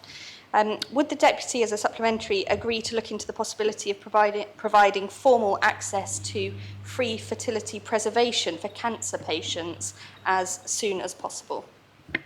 Yes, I certainly would, Deputy Stevenson. I remember it with someone I knew very closely, had prostate cancer. Oh, no, had a cancer in his testes, and he had radiotherapy. And we were very worried that perhaps he should, at that time, have frozen his sperm. But I think it is an issue that's really important. Poor patients have to go through cancer treatment is a real tragedy. But if they, in future, would like to have a family, I think we should give them every opportunity we can to be able to have a family. Thank you. Thank you. Deputy Ward. Rob. Thank you, sir. Very confused by two Deputy Wards. I too will ask the same question of the candidate. One of the UK positives is the National Cancer Strategy.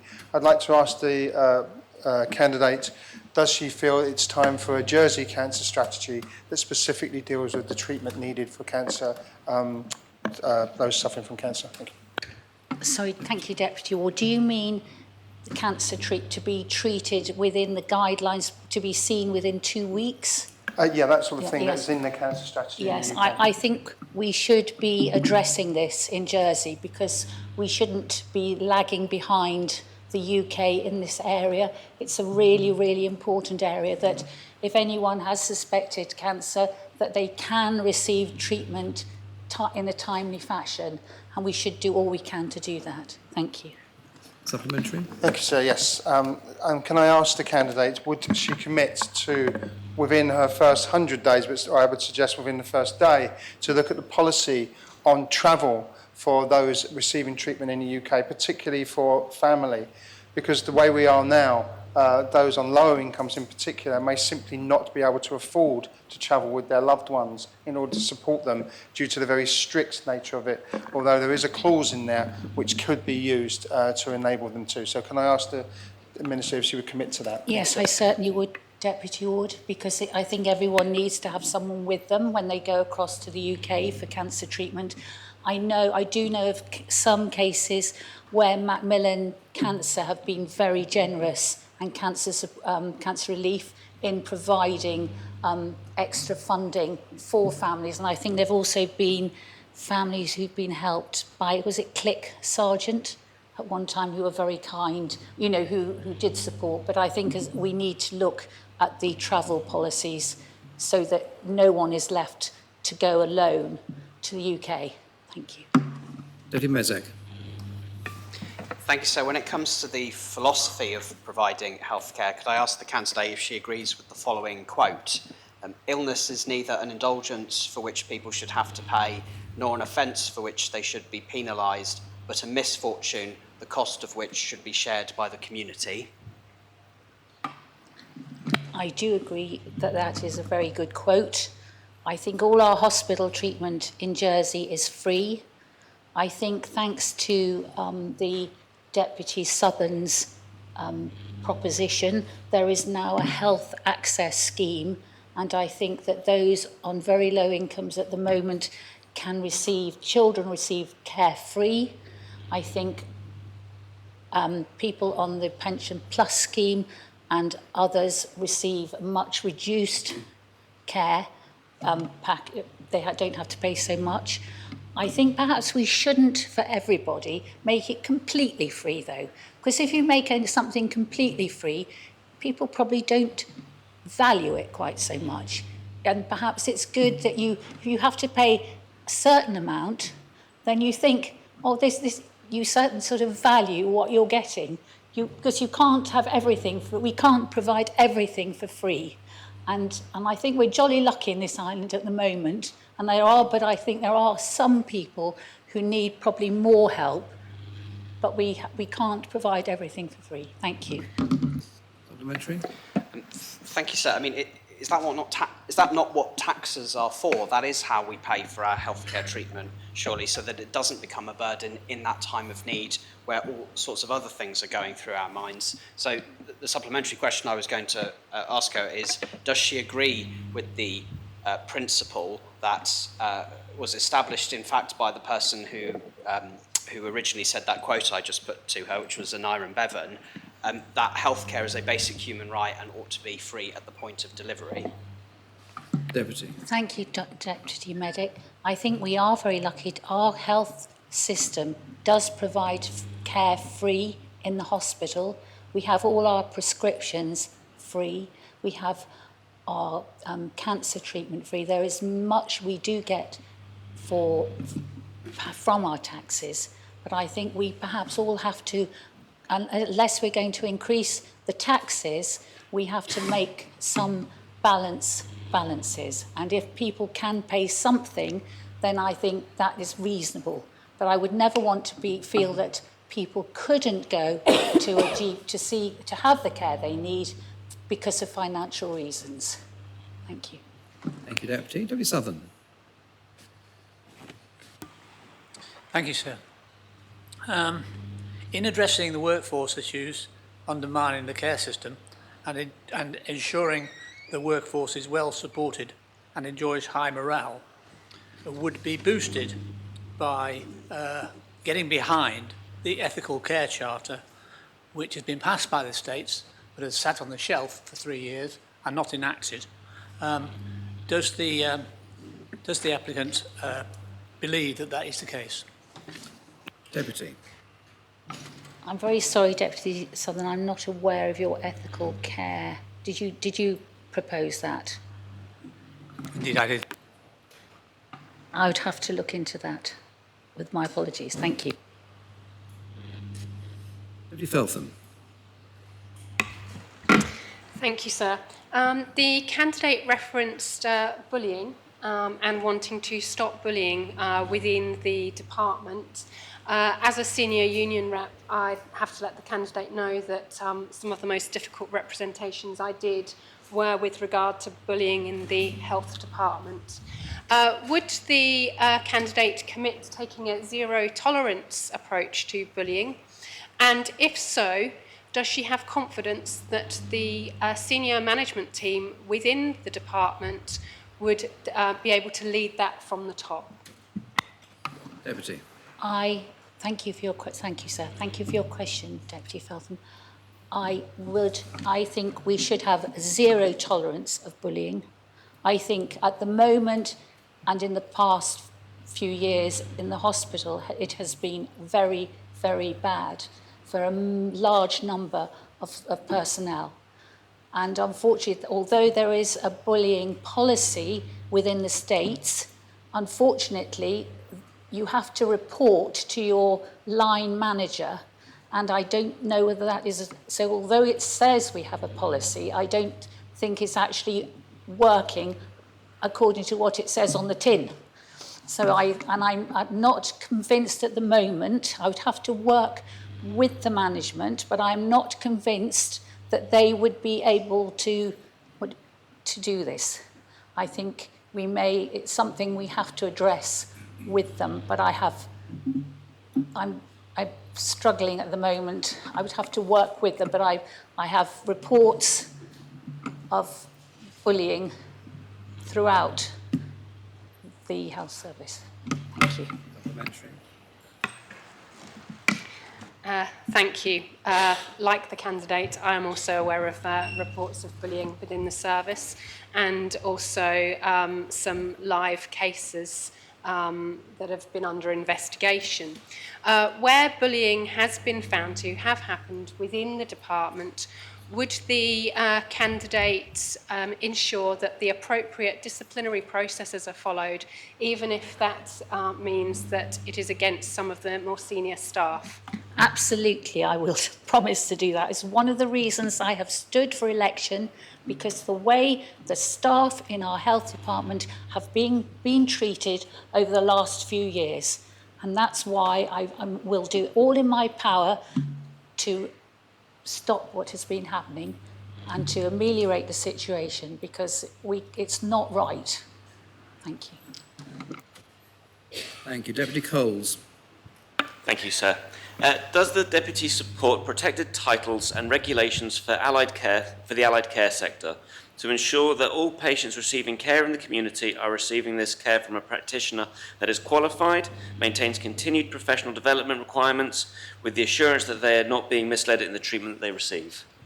Yes, I do. Certainly. Thank you.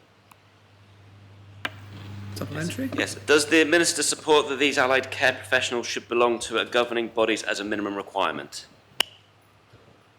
Deputy. Thank you. Deputy Talia. Thank you, sir. The candidate spoke about a potential, I'll call it an uplift for retaining and recruiting staff into the island.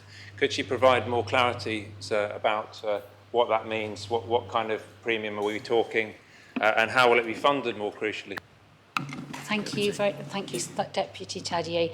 It was just that at the moment, I'm aware there is something called a London waiting for London. When we first came to the island, quite in 1982, there was a differential in Jersey for the health professionals. Our doctors and nurses received an increment above the UK, which meant that they wanted to come to Jersey and it made it an attractive place to come to work.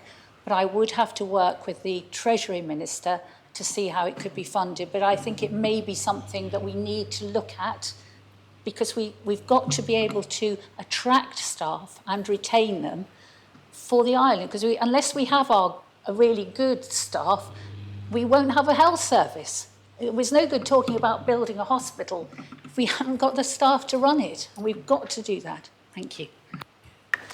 Does the candidate agree that one of the overriding expenses for anyone in Jersey, but particularly for working staff, is the accommodation costs? And does she think that's an area that needs to be seriously addressed, and if so, how? Thank you, Deputy Tadier. I really do think it is an issue. When my son and daughter came to work here as junior doctors, they were able to live in Westerway Court, and they were very good bedsits. For some reason, those have been lying empty since 2017, and those were very good. That was very good accommodation for our doctors and nurses. It was in town, it was very close to the hospital. They had a really good time. They could have barbecues, they had all the park. It was great. I do not understand, so it's something that we now need to address. Thank you. Thank you, Deputy. Conor St Lawrence. Thank you, sir. I was speaking to a former nurse recently, and their view was that the recruitment of staff to the hospital was more important than reducing hospital waiting lists. What is the Deputy's view of this conundrum? I think at the moment, it is a conundrum, but unless we have the staff, we cannot provide the care. So we have to look after the staff first. Unfortunately, at the moment, I think there is a real shortage of staff within the theatres, so that even if we had the beds, we would not be able to, the operations cannot take place because there are insufficient staff within the theatres. And we have to rectify, we have to be able to try to get staff to come and work in our theatres and provide the care. And then when we have the staff, then we can provide everything. And so the staff is key. Thank you. Supplementary. Thank you, sir. I believe I heard the Deputy say in her opening remarks that patient care is her number one priority. Improving patient care, excellent patient care, is her number one priority. If that is the case, how would she prioritise a reduction in waiting lists for elective surgery, particularly for those who require joint replacements and whose quality of life is clearly being affected by the delay in those operations? Thank you very much, Constable Hasborian. The other day, this is a true story, I took one of our Trinity residents to the X-ray department for an X-ray on their hip. She came out. The report was that she needed to have an operation for a new hip. And on the drive home, she showed me a letter. Her letter said that she did need a new hip, but unfortunately she could not even be placed on the waiting list. So there is a waiting list for the waiting list. There is a lot to sort out, and we have to do it. Thank you. So I'm not sure that the Deputy actually answered my question. Am I permitted to repeat it, please? Which was, how would she prioritise the reduction in the Yes. waiting lists? How would you prioritise the reduction in the waiting Well, list? first of all, we need to have the staff in the theatres, then we have to have the beds, then we have to be able to work out who's in the most severe pain, but that's very, very difficult. And then we've just got to try perhaps to get extra orthopaedic staff to come over to do to cut down the waiting list, to look after some of the patients who were so desperately in need. I mean, it's just awful that people are having to wait such a long time in pain. Thank you so much. Thank you, Deputy Howell. That concludes the questions. So I invite Deputy Wilson to return.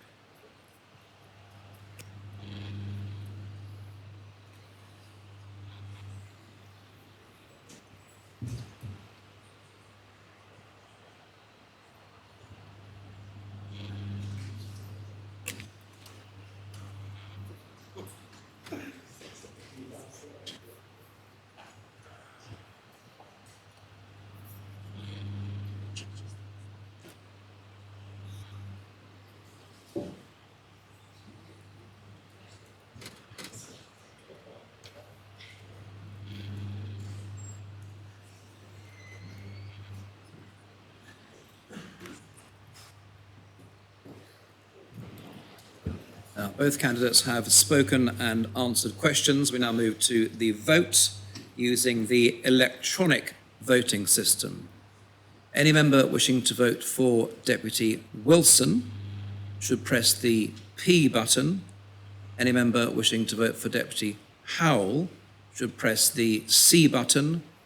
Members wishing to abstain may press the A button as usual. As regards members voting remotely, you can vote for if you wish for Deputy Wilson, contra for Deputy Howell, or simply write the name of the person you wish to vote for in the chat. I'll ask the greffier to open the voting.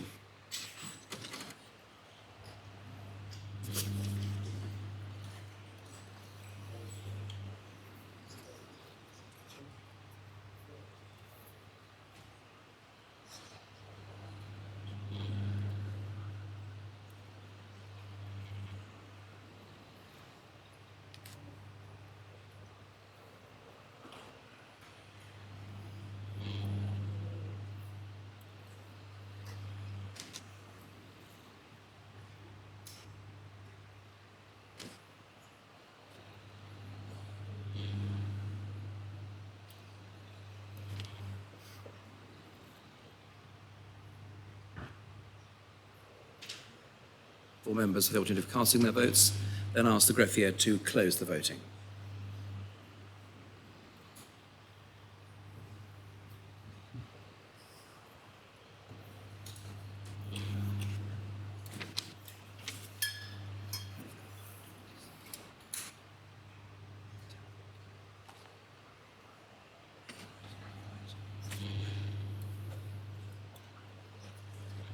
You're correct.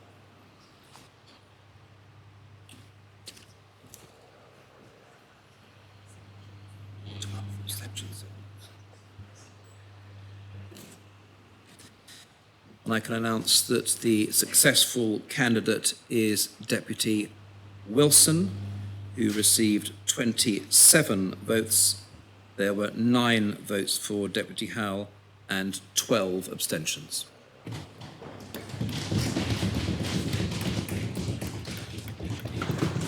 Move the 12, please, sir. And the 9, please. Yes, the 12 and the 9 have been asked for. So those voting the Colotabs, those voting, force of habit. Those voting for Deputy Howell, the Colotab of St Brelard, Trinity, St Martin, Rouville, St Juan, St Mary and St Saviour, Deputy Lehegara and Deputy Barbara Ward. Those abstaining in the chamber, the Colotab of St Lawrence and Deputies Southern, Tadier, Rob Ward, Mezek, Coles, Porray, Curtis, Faltham and Kovac, and Deputy Alves and Deputy Scott also abstained. Sir, may we have those for Deputy Wilson as well, please? Yes. Those voting for Deputy Wilson, the Colotabs of St Helier, St Peter and St John, the Deputy of Grouville, Deputies Luce, Doublé, Morale, Farnham, Balash, Ayer, Gardner, Gorst, Moore, Osoph, Hoare, Miles, Renouf, Rose Binet, Jeune, Tom Binet, Ferry, Curtis, Wilson, Stevenson, Andrews, and in the chat, Deputies Miller and the Colotab of St Clement. The Assembly must now appoint a Minister for International Development. Deputy Moore, would you like to make your nomination? Thank you, sir. Indeed, I would, and I nominate Deputy Labby, sir. Is the nomination seconded? Are there any other nominations? Deputy Labby. Thank you, sir. I'm delighted to have been nominated as International Development Minister, and I'd like to take a few minutes to explain why I think the role is so important for Jersey and what you can expect from me should I be selected. First, in appointing an International Development Minister, Jersey sends out a powerful signal around the world. It says we are serious about our commitment to others and about being a good global citizen. It demonstrates that as a jurisdiction conducting business on the international stage, we are also prepared to meet our international obligations, particularly germane as we ourselves received overseas aid within living memory. Jersey's long-term future depends heavily on several things: our reputation, the international links we forge with institutions like the UN, and our identity beyond being a blue-chip offshore finance centre. It's important to state that while our aid programme helps millions of the poorest people every year, it also helps us. Second, the post of International Development Minister helps improve the effectiveness of our aid. We can coordinate better with target countries. We can pick up the phone and speak directly to decision makers. And we can have a genuine influence on the policies of developing countries and international organisations. Third, the role of Minister increases the accountability of Jersey's aid. We have a dual responsibility. The first is to ensure every pound we spend has the greatest possible impact on those we are trying to help. And secondly, we have an equal responsibility to demonstrate that to the taxpayer, without whom none of this would be happening. It means that there are mechanisms to hold the minister to account through questions in the states and through scrutiny. Being connected upwards to the States Assembly and downwards to a dedicated chief officer is exactly the restoration of accountability and control which the new chief minister so rightly pledged to you. and which was lost in most departments in recent times. Finally, having a minister improves coordination with other policy areas. This is vital for cohesive, coherent and effective government.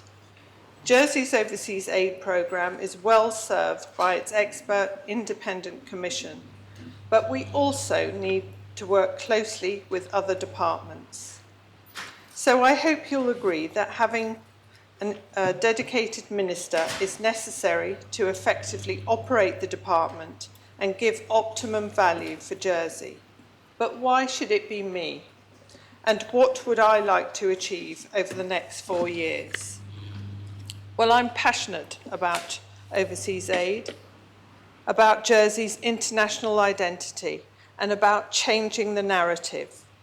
I'm keen to see us promote all of our strengths on the world stage and carve out a strong, distinct international profile in a post-Brexit era, which I believe is absolutely vital for our future. Since setting up the International Development Office in 2018, I have acquired significant experience in development and humanitarian issues and in representing the island on the international stage. I also humbly submit that I have an excellent track record of delivery and hard work, not only at parish and island levels, but internationally too. On my watch, Jersey Overseas Aid has quietly become one of the island's big success stories, vastly improving our reach, our impact, our accountability, and the respect in which we're held. I therefore think I'm not only the right choice to continue driving this success, I'm also the logical one.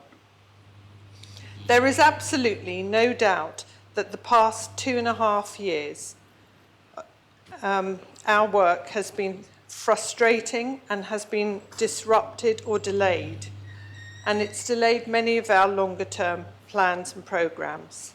However, we used the time constructively to continue our back office reforms, securing a first ever perfect internal audit score. But far more importantly, we responded really well to the global crises like COVID and the Ukraine.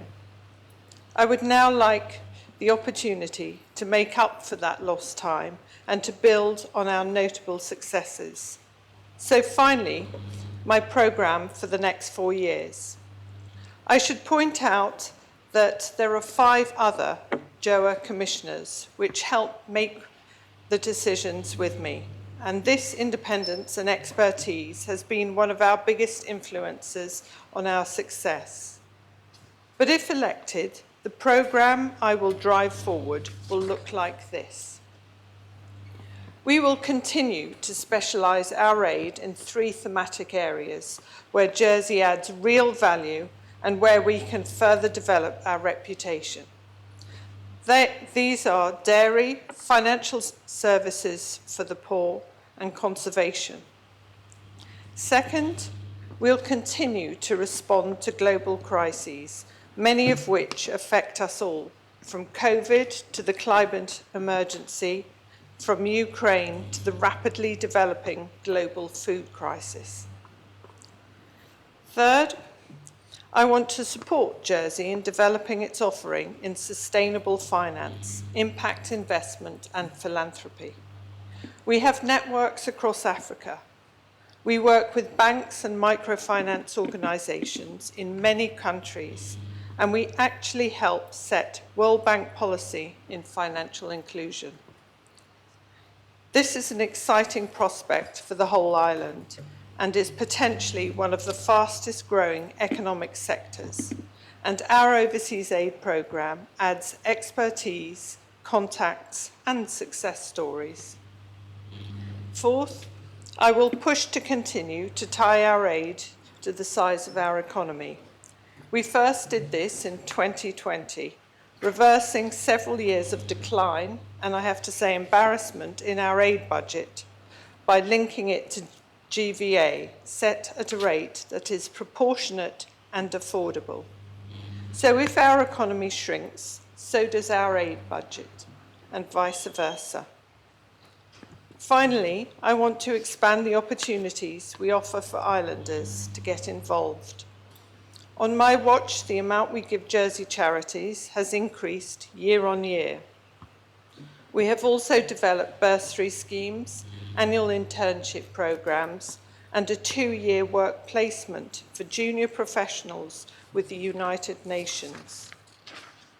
Additionally, we have increased the opportunities for volunteering overseas. Although, as previously stated, these were put on hold for 2 years because of the pandemic. Sir, I strongly believe that helping others is part of our national identity, whether it's our cows, our finance industry, or our expertise in a wide range of other areas. And we should feel enormously proud of what we're achieving. I'm certainly proud of the work of Jersey Overseas Aid and the volunteers and the professional staff who serve it with such dedication. And it would be a huge honour if I'm allowed to continue to lead this life-changing and life-saving work on Jersey's behalf. Thank you. Thank you, Deputy Levy. We now move to questions. The first question is from Deputy Chair. Thank you, sir.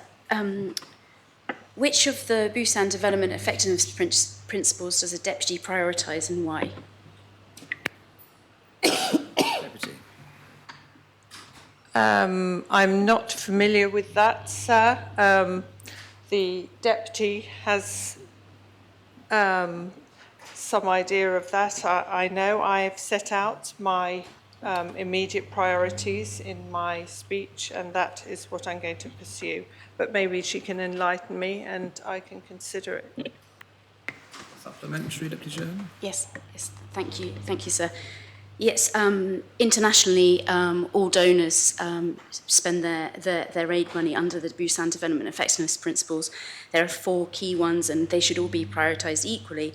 But I would bring out the one about transparency, and I would like to ask the Deputy if you would commit, the Deputy would commit to signing up to the IATI, which is the International Aid Transparency Initiative, to support States Assembly and the general public to have real-time access to understanding where and how our aid funds are put, because the last report that we can find around Jersey Overseas Aid is 2020, so it's very difficult to see where the money is going. Thank you. Deputy. Thank you, sir. We report to this States Assembly, and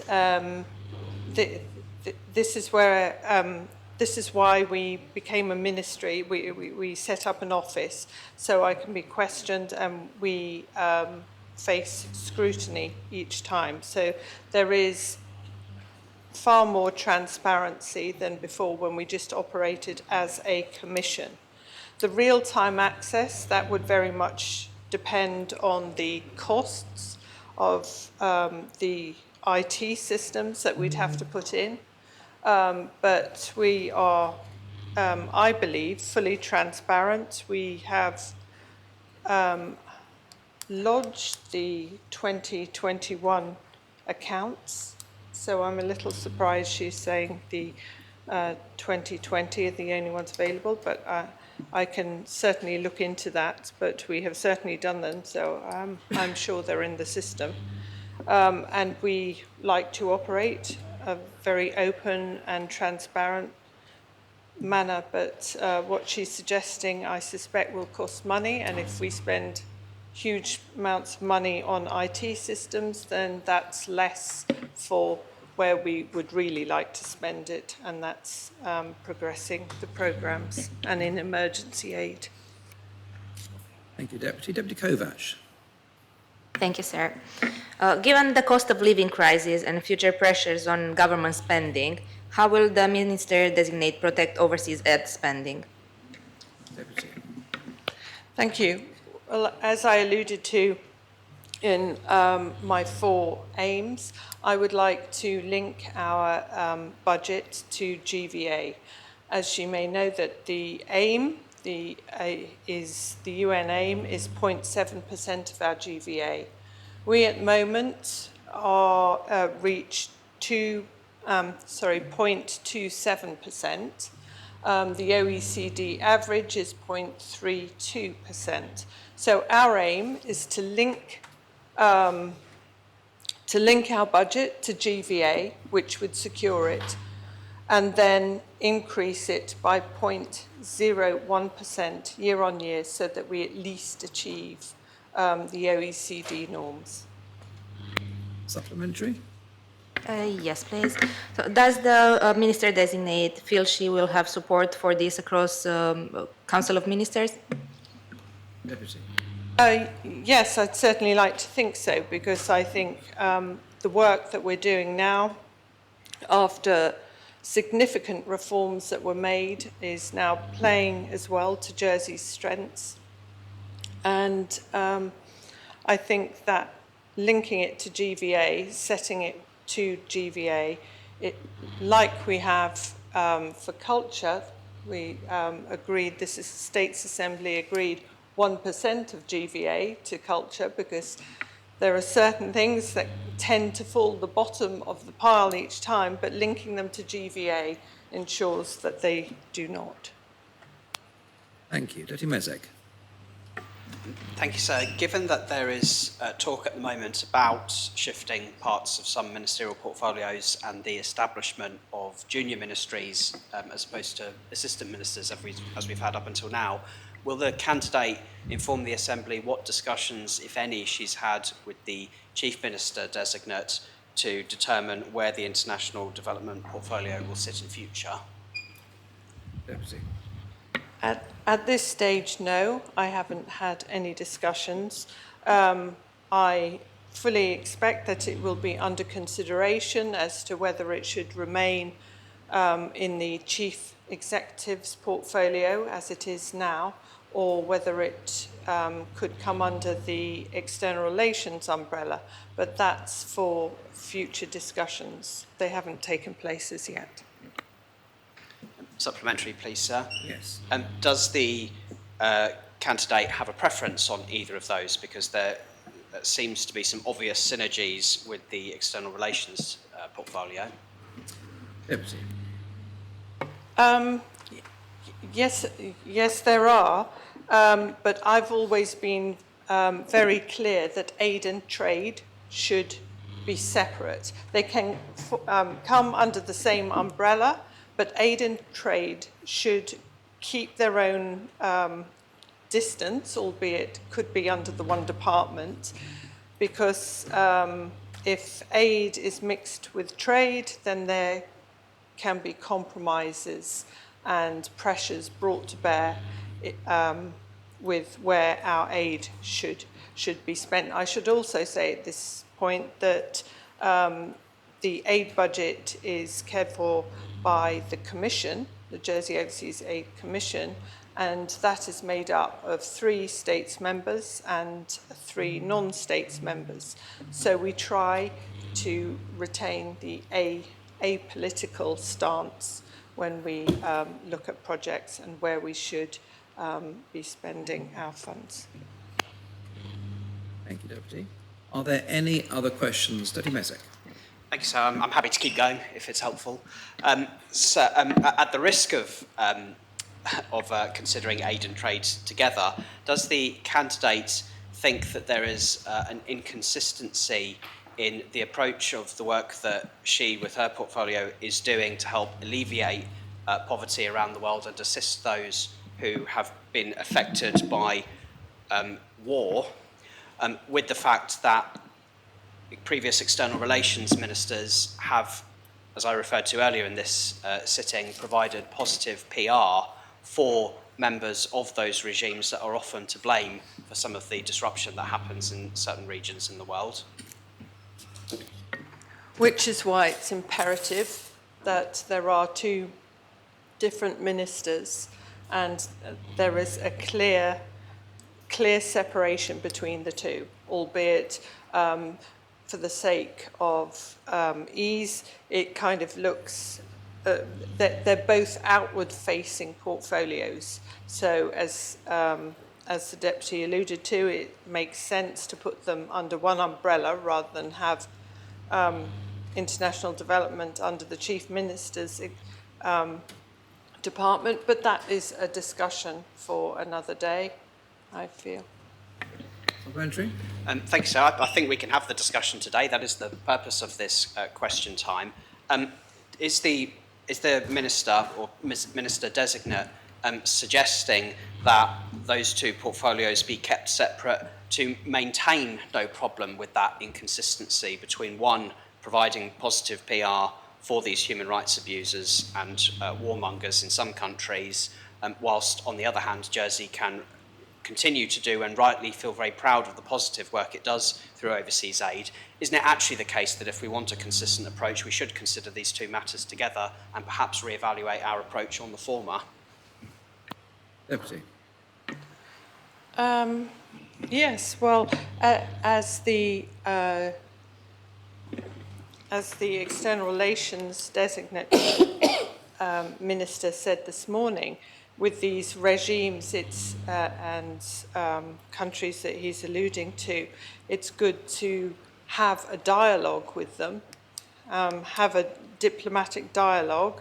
We might not agree with them. We don't, well, personally, I don't agree with them, but to sort of block them out is not the best thing. It's good to have diplomatic dialogue with them. Aid must be kept separate from them, which is why it's imperative that there is, as I alluded to, a separate minister for that particular role. And if he'd like to put his own opinion on, as I said, I mean, they come under the umbrella of the outward-facing portfolios, so that is the synergy between them. Deputy Scott. Thank you, sir. Just take aware of what the Deputy said about not wanting to confuse aid and trade. I'm conscious that the Jersey Overseas Commission has actually funded islanders to go out overseas to assist refugees. And I wonder if there could be opportunity to bring refugees over here to help improve matters for them, train them, and dare I say even contribute to the economy for a bit. Has that ever been explored, and is it appropriate? Offering refugees a home over here is entirely appropriate, but a lot of people look to Jersey Overseas Aid for this, because we deal with refugees, as the Deputy has just said. We deal with refugees overseas, as the name suggests. And in recent times, we've contributed 6.1 million to their plight in various jurisdictions. And we continue to work with them. Our UN placements that we offer local people are, and we're going to do one a year here on in, we have got local people in refugee camps working on the front line as another contribution to their plight. But bringing refugees over here is something for the States Assembly to decide, but rather than look to Jersey Overseas Aid International Development, I would suggest that the first port of call is External Relations and Home Affairs for the visas, but more importantly, our housing, our mental health care, our education, because our facilities and support mechanisms have got to be in place to cater for refugees. If they come over here, they've got to be welcome. Supplementary, Deputy Scott? Yes, please, sir. Can we broaden this, because I wasn't just meaning refugees, perhaps anybody who might benefit from even seasonal work in the island, in terms of expanding the assistance that we give to people who are from poorer countries, who perhaps it might be regarded as an Deputy. Well, yes, bringing people over here to work is an opportunity but as I said, we've got to ensure our healthcare, education, housing, mental health in the case of refugees, because many of them have been through the most horrendous experiences and will need support. But what the Deputy is talking about, it sounds like casual labour that we don't have. Deputy Morell. Thank you, sir. I was wondering, the Minister designate has talked about developing the island's identity through international development. I was just wondering if she could explain to the Assembly or give a few examples of how she believes international development, the work of international development, has helped develop the island's identity. Deputy. Well, I think one of our flagship industries is obviously the finance industry. We play on the international stage. We also play on the international stage with digital and many other industries, from entrepreneurs, etc. So it would be inconceivable that we take the benefits of trading on the international stage and not adhere to our international obligations. So I think that we got to demonstrate that we are a good global citizen, and the work that we're doing. But one of our flagship programs is the dairy program, and that is in the countries that we've chosen to be in Africa, that is literally changing milk yields in the countries that we're in, which is phenomenal. We've also got microfinance programs whereby the poor can access microfinance, microloans, and set up their own businesses. So we're using our expertise in the finance industry to help to add value to the grants that we give. Thank you. Deputy Mezek. Thank you, sir. Following on from answers she gave previously about the support given for refugees, and of course I'm aware of the fantastic support that the Overseas Aid Commission provides to the Humanitarian Fund in Yemen. Yemen, of course, is one of the worst humanitarian crises in the world right now, and it's a crisis which is exacerbated by the intervention from the Saudi dictatorship next door, a country which previous governments in Jersey have provided positive PR. So would this ministerial candidate accept that whilst we may be doing great work on the one hand, by providing positive PR to that horrendous dictatorship in Saudi Arabia, we are doing bad work? And if she would not like to say that that ought to be part of our public diplomatic efforts, would she at least commit as a seat around the table in the Council of Ministers to be speaking against the government taking action which provides positive PR to the representatives of these regimes, which are ultimately making her work harder? Deputy. Yes, indeed, because as International Development Minister, I speak for the work that we're doing, and we have given 2.4 million to Yemen and the plight of the refugees there in recent times. So I would not like us to be trading with certainly not trading, or as he says, creating PR for horrendous regimes. But I would not like to be doing business with them, and I would be speaking out against that. Are there any more questions for Deputy Labby? If not, then I can confirm that Deputy Labby has been selected for appointment as Minister for International Development.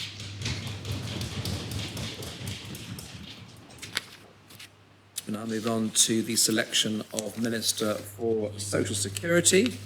Deputy Moore, would you like to make a nomination? Thank you, sir. Last but certainly not least, I would like to nominate Deputy Miller. Is the nomination seconded? Are there any other nominations? Deputy Miller. Thank You you, now sir. speak for up to 10 minutes. Thank you. Firstly, designate for nominating. I would also like to thank the parishioners of St John's, St Barnes and Trinity for electing me as one of their deputies. As many of you don't know me well, I'll begin. We can't hear everything you're saying. We can only hear sort of 2/3 of what you're saying. I'll bring the phone a bit further forward. I'll begin by giving you a little background. I have spent 35 years, is that better? Yes, a bit better. Working in law and financial services, 26 of them in Jersey. I was director at the RBS at West International Group and a partner of Moore de Jeune. For the last 7 years, I was a Viscount. I have worked in the public sector and have responsibility for public funds as the accountable officer for the department. Some of you may be thinking, so what do you know about how difficult life is for some people in the island? I spent 3 years as a deputy chair of the Income Support Medical Appeal Tribunal. This tribunal allows people to appeal against decisions of the department in relation to the impairment component and, at that time, often related to removal of carers allowance or to benefits for young people and children. It was clear how badly those changes were going to affect people and the stress they caused. It was also clear to me that the system doesn't work for everyone. As Viscount, I was delegate for a number of clients who received benefits and, in particular, long-term care.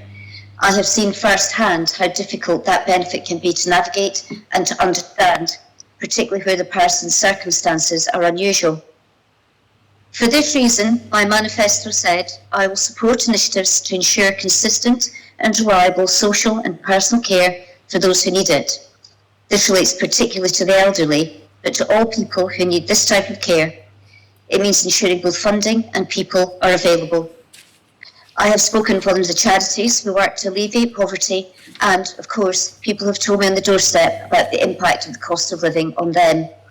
In the last few days, someone has phoned me to talk about the complexity of our benefit system and how long it is taking for awards to be made and for people to receive payments. There is no question that there are people in this island who are worried about whether they can continue to pay for their day-to-day living costs and about the debts they're incurring. Social Security, with its remit of collecting contributions and paying pensions and benefits, among other things, touches all our lives. And we must make sure that all those touch points are handled respectfully, accurately and efficiently.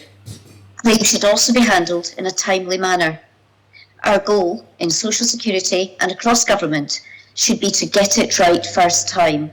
Too often, we don't seem to do that.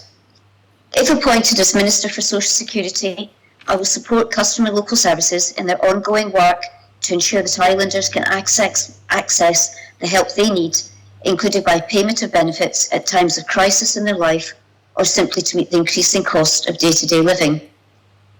We need to keep our benefits and the criteria under which they can be claimed under review, particularly if the economy contracts, as is being forecast in the UK and elsewhere.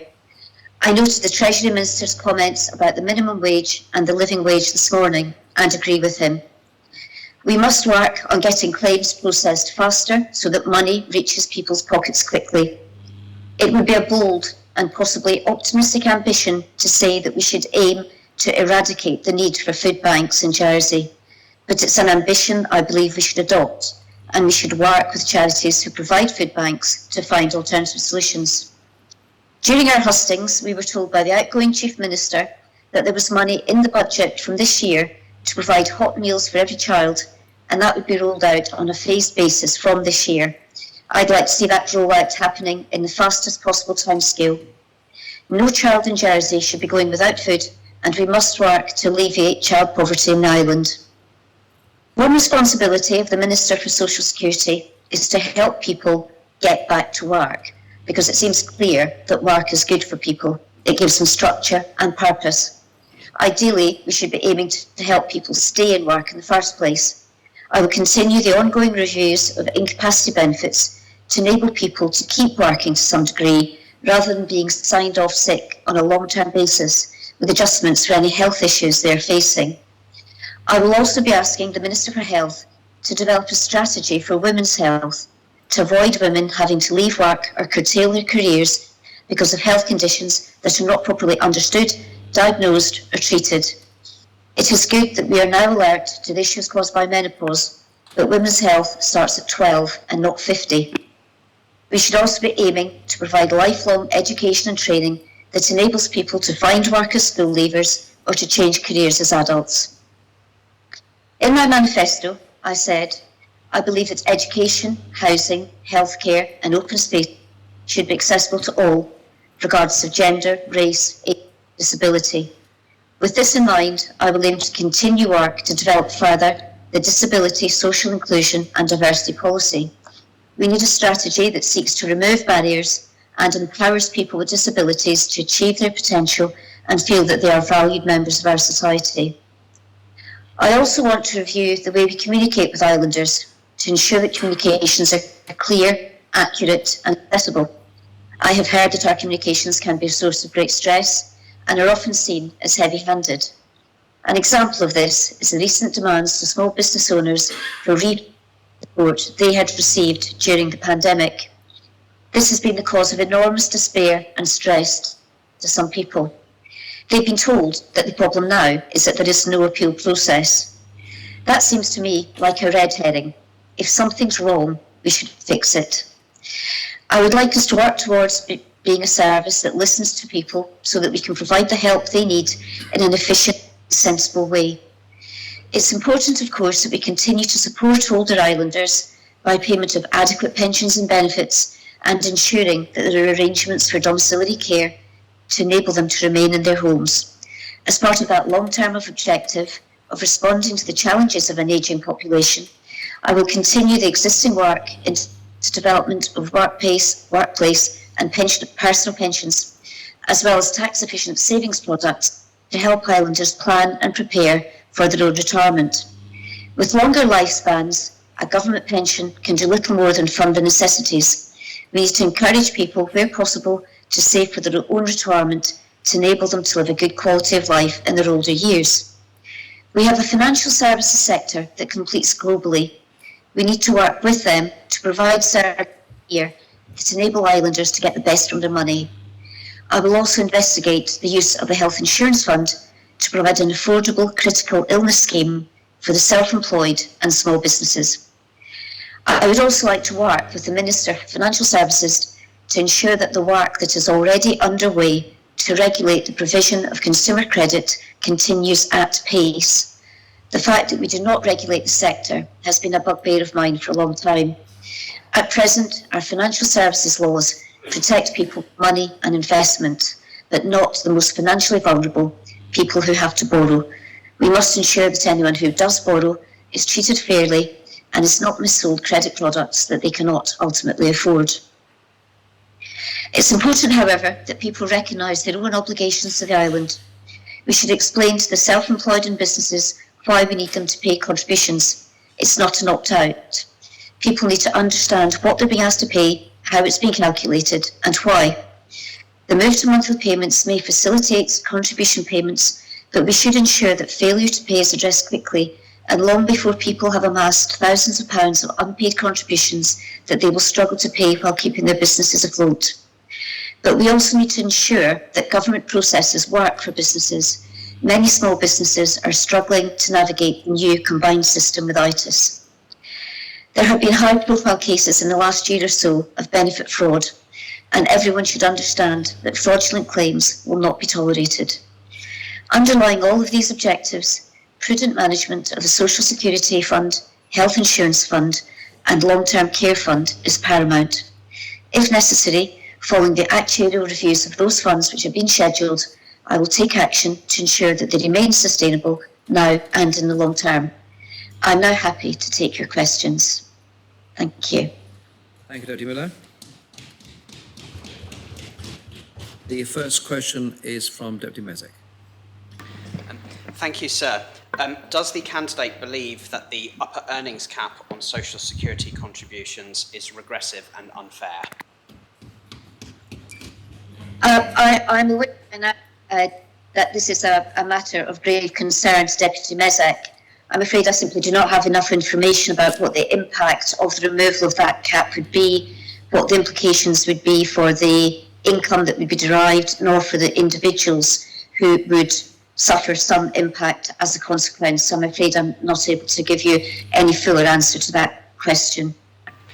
Supplementary, sir, I guess it was actually more of a question on principle rather than the practicalities, which I think surely she is capable of giving an answer to, because it's about the fairness of having super high earners, or the employers of super high earners, get a tax break which nobody else is eligible for, even when those you would have thought would be the instances where they were most able to pay rather than least able to pay. Can she not give a view on principle whether she thinks that tax breaks which only benefit the super highest earners in Jersey are fair? Deputy. Thank you, sir. I'm not sure it's fair. I'm not sure it's accurate to say that a cap is necessarily unfair. There comes a point where taxing people too heavily, even if they are super earners, becomes unfair, particularly when those people themselves are unlikely to ever claim the benefits. As I say, I need to understand the whole issue more, but I would reserve my position on the fairness or otherwise of caps, because they can be unfair, and the notion that we can simply keep squeezing the rich until the pips squeak, and that is fair, needs some consideration. Thank you, Deputy Ferry. Thank you, sir. My question relates to discrimination law, sir. Since 2014, we've had progressive legislation that started with the protected characteristic of race and all the way up to disability. So now that we have a suite of legislation which is akin to the UK Equality Act, with one notable exception, sir, which is the protected characteristic of religion and belief. So would the candidate commit to undertaking a consultation, at the very least, within the life of this Assembly, to explore how the protected characteristic of religion and belief could work in a practical way in Jersey, sir?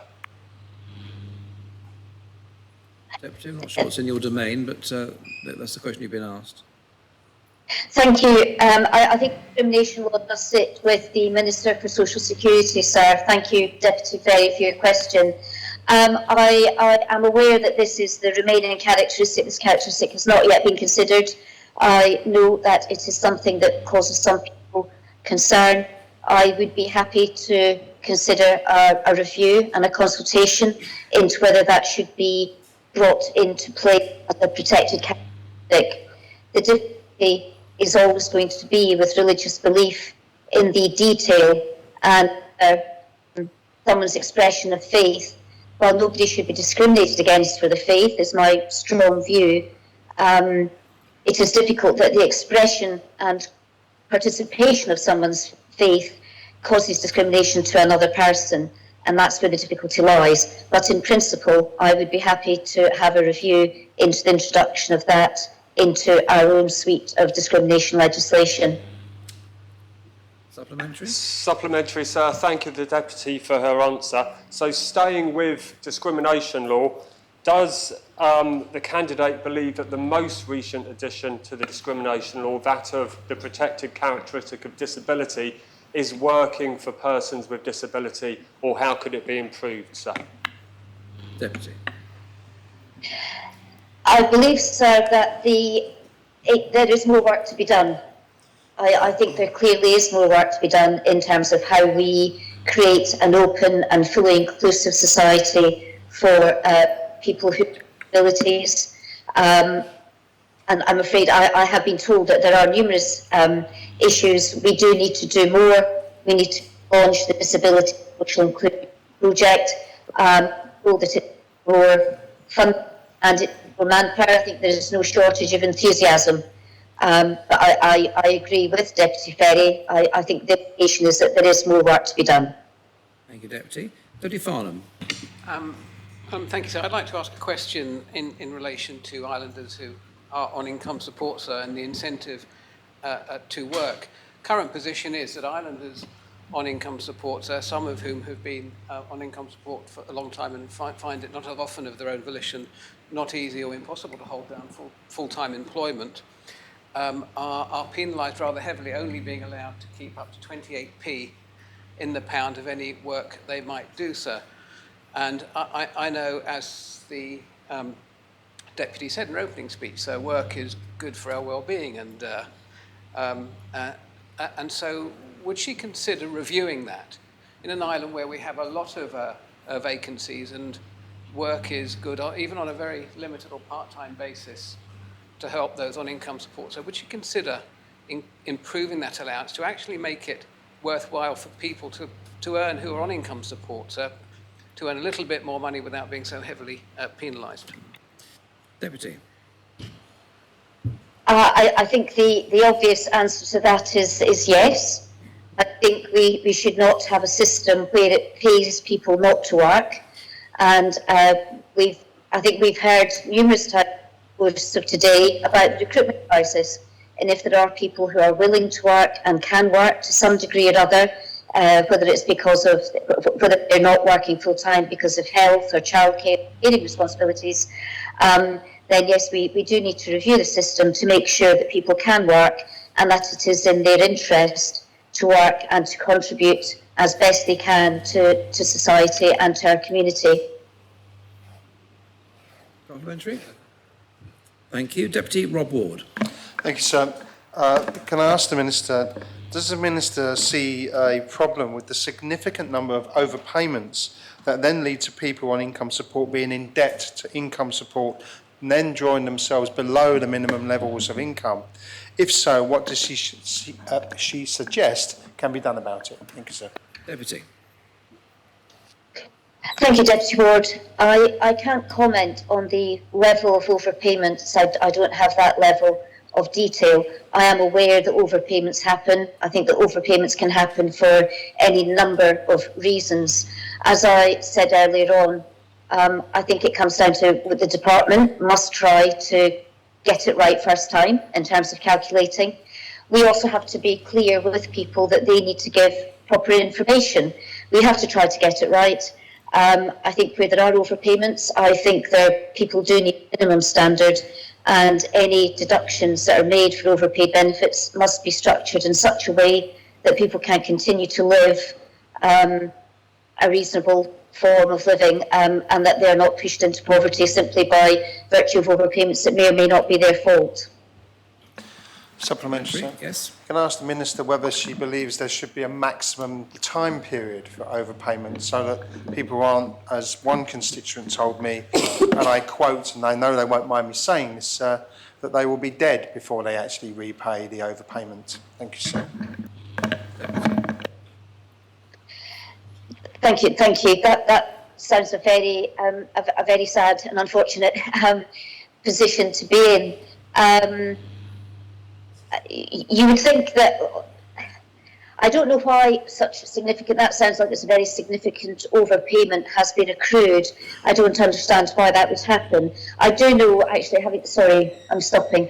I do know that overpayments happen simply because of the speed of processing sometimes. I know I had clients in the Viscount's departments where overpayments arose because care benefits. I think we just need to be able to deal with things in a more efficient way. We shouldn't be in a position where people are receiving more benefits than they're entitled to. We need collaboration on both sides to make sure that people are getting the right amount of benefits. But that sounds like a very long payment period. Thank you, Deputy. Deputy Stevenson. Is the Deputy aware of recent issues with the long-term care scheme and elderly islanders being asked to unexpectedly top up their care fees? And does she expect islanders' contributions to the fund to need to rise to meet increasing costs? Deputy. Thank you, Deputy Stevenson. I am aware there has been some press coverage about this recently, and I think during the election campaign someone wrote to us and asked questions about this. It does seem to be the case that the long-term care payments are perhaps not meeting the cost of care, which is rising rapidly, like many other things in the private sector. I think it needs a review. I believe there is a review underway or was going to be instructed about the cost of care, about the payments, about the co-payments. It certainly needs to be looked into. I think part of the problem is that long-term care itself is a very complicated benefit. I sat down a few days ago to try and read through all the material about long-term care, and I was quite exhausted by the end of it. I could blame COVID for that, but I think I would have been exhausted had I been at my best, and I think anybody in their 70s trying to deal with that would also be exhausted. It's complicated, it's difficult to understand, it's difficult to navigate, and I think we just need to look at what's happening, how cost of care is rising. I believe the previous health minister has commented that the long-term care contribution may have to increase in the future to meet the cost of care, and we just simply review the whole care environment and whether there are other ways of providing care and how we do that. Supplementary? Yes, please, sir. Would the Deputy have any idea on a timescale for such a review, or if one is ongoing? And if I may also then would she agree with me that it may seem sensible to have some kind of public engagement on the matter? There appears to be a lot of confusion among constituents of mine, certainly. Deputy. I absolutely agree that there needs to be more public engagement because, as I say, I think the whole point about long-term care is that it is very, very difficult to understand for people in terms of what it covers and what it doesn't cover. I believe I saw there is a scrutiny finding suggesting that there should be a review of long-term care, of the co-payment, of the caps. I have to confess that I'm not aware of the status of that review, whether it's been instructed, when it's intended to report, but if it hasn't started, we do need to start that very soon. I agree we need to be talking to people about their own experiences and seeking their views and trying to seek to communicate long-term care issues in a better way. Thank you. Deputy Feltham. Thank you, sir. I would like to ask the Deputy a question about key performance indicators and whether she believes that the current key performance indicators being used by the department are sufficient to be able to let her know of the success or otherwise of social security policy. Deputy. I have to confess that I haven't reviewed as far as the key performance indicators, so I have to confess I don't know what they currently are, and I can't then comment, I'm sorry. But it's certainly something I would review. I think with the key performance, I don't know what the key performance indicators are just. We have given people money, we've given people money within a certain time, whether we need to look towards a more outcome-based system in terms of, I'm talking from a position of, I'm afraid, relative ignorance, so I can't really help at present. Supplementary? Yes, please, sir. Could I ask the Deputy which key performance indicators she would expect to see when she walks into her office? Deputy. I would certainly want to see a key performance indicator that suggested in terms of how quickly claims were being handled, how quickly we were getting money into people's pockets. Beyond that, I think when we get into the subject of how much money people receive, whether it's adequate for them, I'm afraid I simply can't comment. I am new to, like many of the other candidates today, I am new to government and I'm certainly new to social security, but key performance indicators will be something I'll be looking at very closely. Thank you, Deputy. Deputy Southern. Thank you, sir. And I don't hold a great deal of hope that we're going to get much more from this particular candidate, but one lives in hope. Would the candidate wish to expand the health access scheme so islanders with long-term illnesses can access cheaper GP appointments? Will she further then work towards abolishing the fee entirely for all islanders, and what impact that might have on the health insurance fund, which has been seriously depleted by her predecessor? Deputy. That sounds like a very detailed financial question. As a point of principle, no one should be poor. I believe that no one should be too poor to access healthcare. I'm aware under the impairment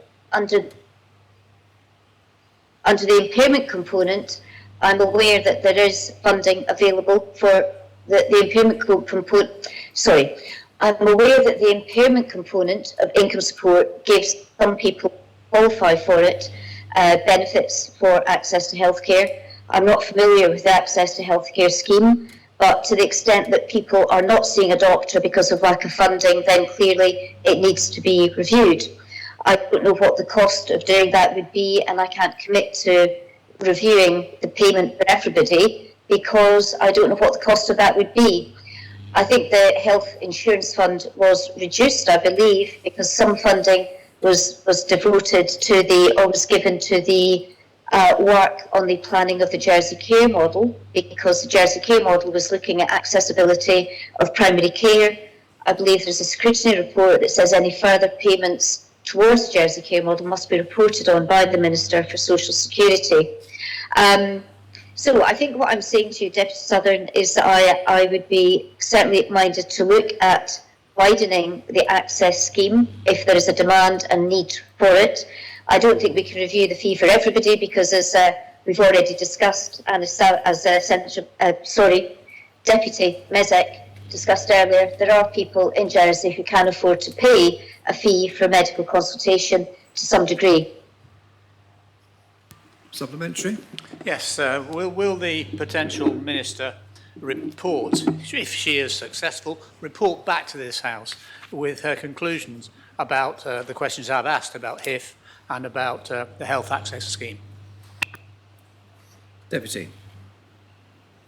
Yes, if a review is conducted, I will have to ask the Social Security team about the current status regarding the health access scheme, who may be excluded from it at present, who may need to be included in it, and I would report back on that, or clearly I would report back in any of those reviews. Thank you. Deputy Andrews. Thank you, sir. In terms of the forthcoming budget, will transfer payments be made to ensure that low-income families are not worse off in real terms? Deputy. I'm sorry, sir. Could you just repeat? I'm sorry. Could you repeat your question, Deputy Andrews? Which budget did you mean? Sorry. In relation to the forthcoming budget, in terms of what was mentioned by the Chief Minister, to ensure that transfer payments are made to low-income families to make sure that they are not worse off in real terms. My understanding of the Chief Minister's budget is that we are looking very closely at the cost of living to make sure that people are supported as the cost of living may increase over the winter with fuel payments, with heating and energy costs over the winter. My understanding is that we are very much focused on cost of living and support those who need support. So I would be very surprised if the outcome of that budget, and horrified in fact, if the outcome of that budget was that the poorest people were put in a worse position. That's not my understanding of what the Chief Minister is hoping to achieve. Supplementary? Yes, sir. In relation to prospective transfer payments, has it actually been discussed in terms of how much expenditure potentially could be incurred? Thank you. Deputy. I haven't had those discussions with the Chief Minister or anyone else as yet. Thank you. Deputy Scott. Thank you, sir.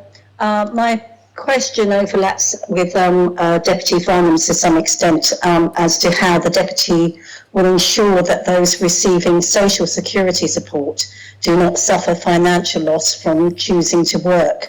Will she acknowledge the value of such people contributing to economic productivity, even if subsidised with social security support? Deputy. Yes, I think it's the same answer. I think it would be, given that we do have a recruitment crisis, if there are people who are willing and able to work, then we need to try to get people into the workplace and to give them the value of their earnings. but without it then reducing the benefits to a stage where it becomes pointless and going to work. I'm not sure how we do that, but I'm certainly open to reviewing that, getting people into the workplace where there is a crying demand in many sectors. Thank you. Any supplementary? No, sir. Well, I can see that the time is now up, and I can confirm that Deputy Miller has been appointed Minister for Social Security.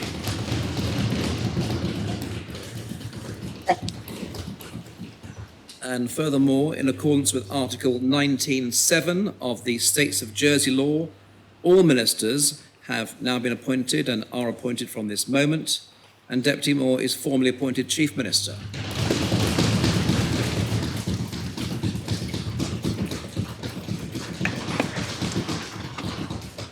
Thank you, sir. If I may, I would like to thank everyone in the Assembly who's participated and sat here through a very long and hot day.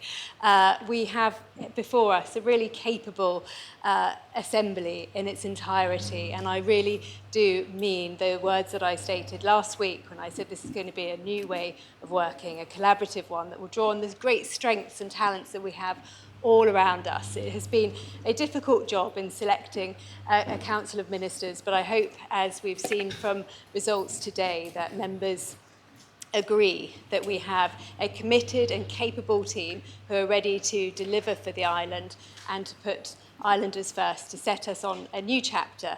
But we will do that in a collaborative fashion, and we look forward now to confirming our appointments of assistant ministers and, of course, later the scrutiny panel chairs. And I thank you all for your continuing support.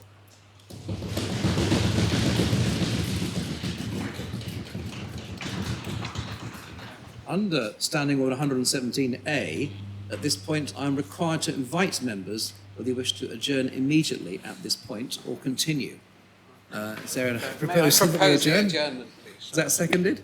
Yes, anyone wish to speak on that proposal? No. Assembly stands adjourned until 9:30 tomorrow morning.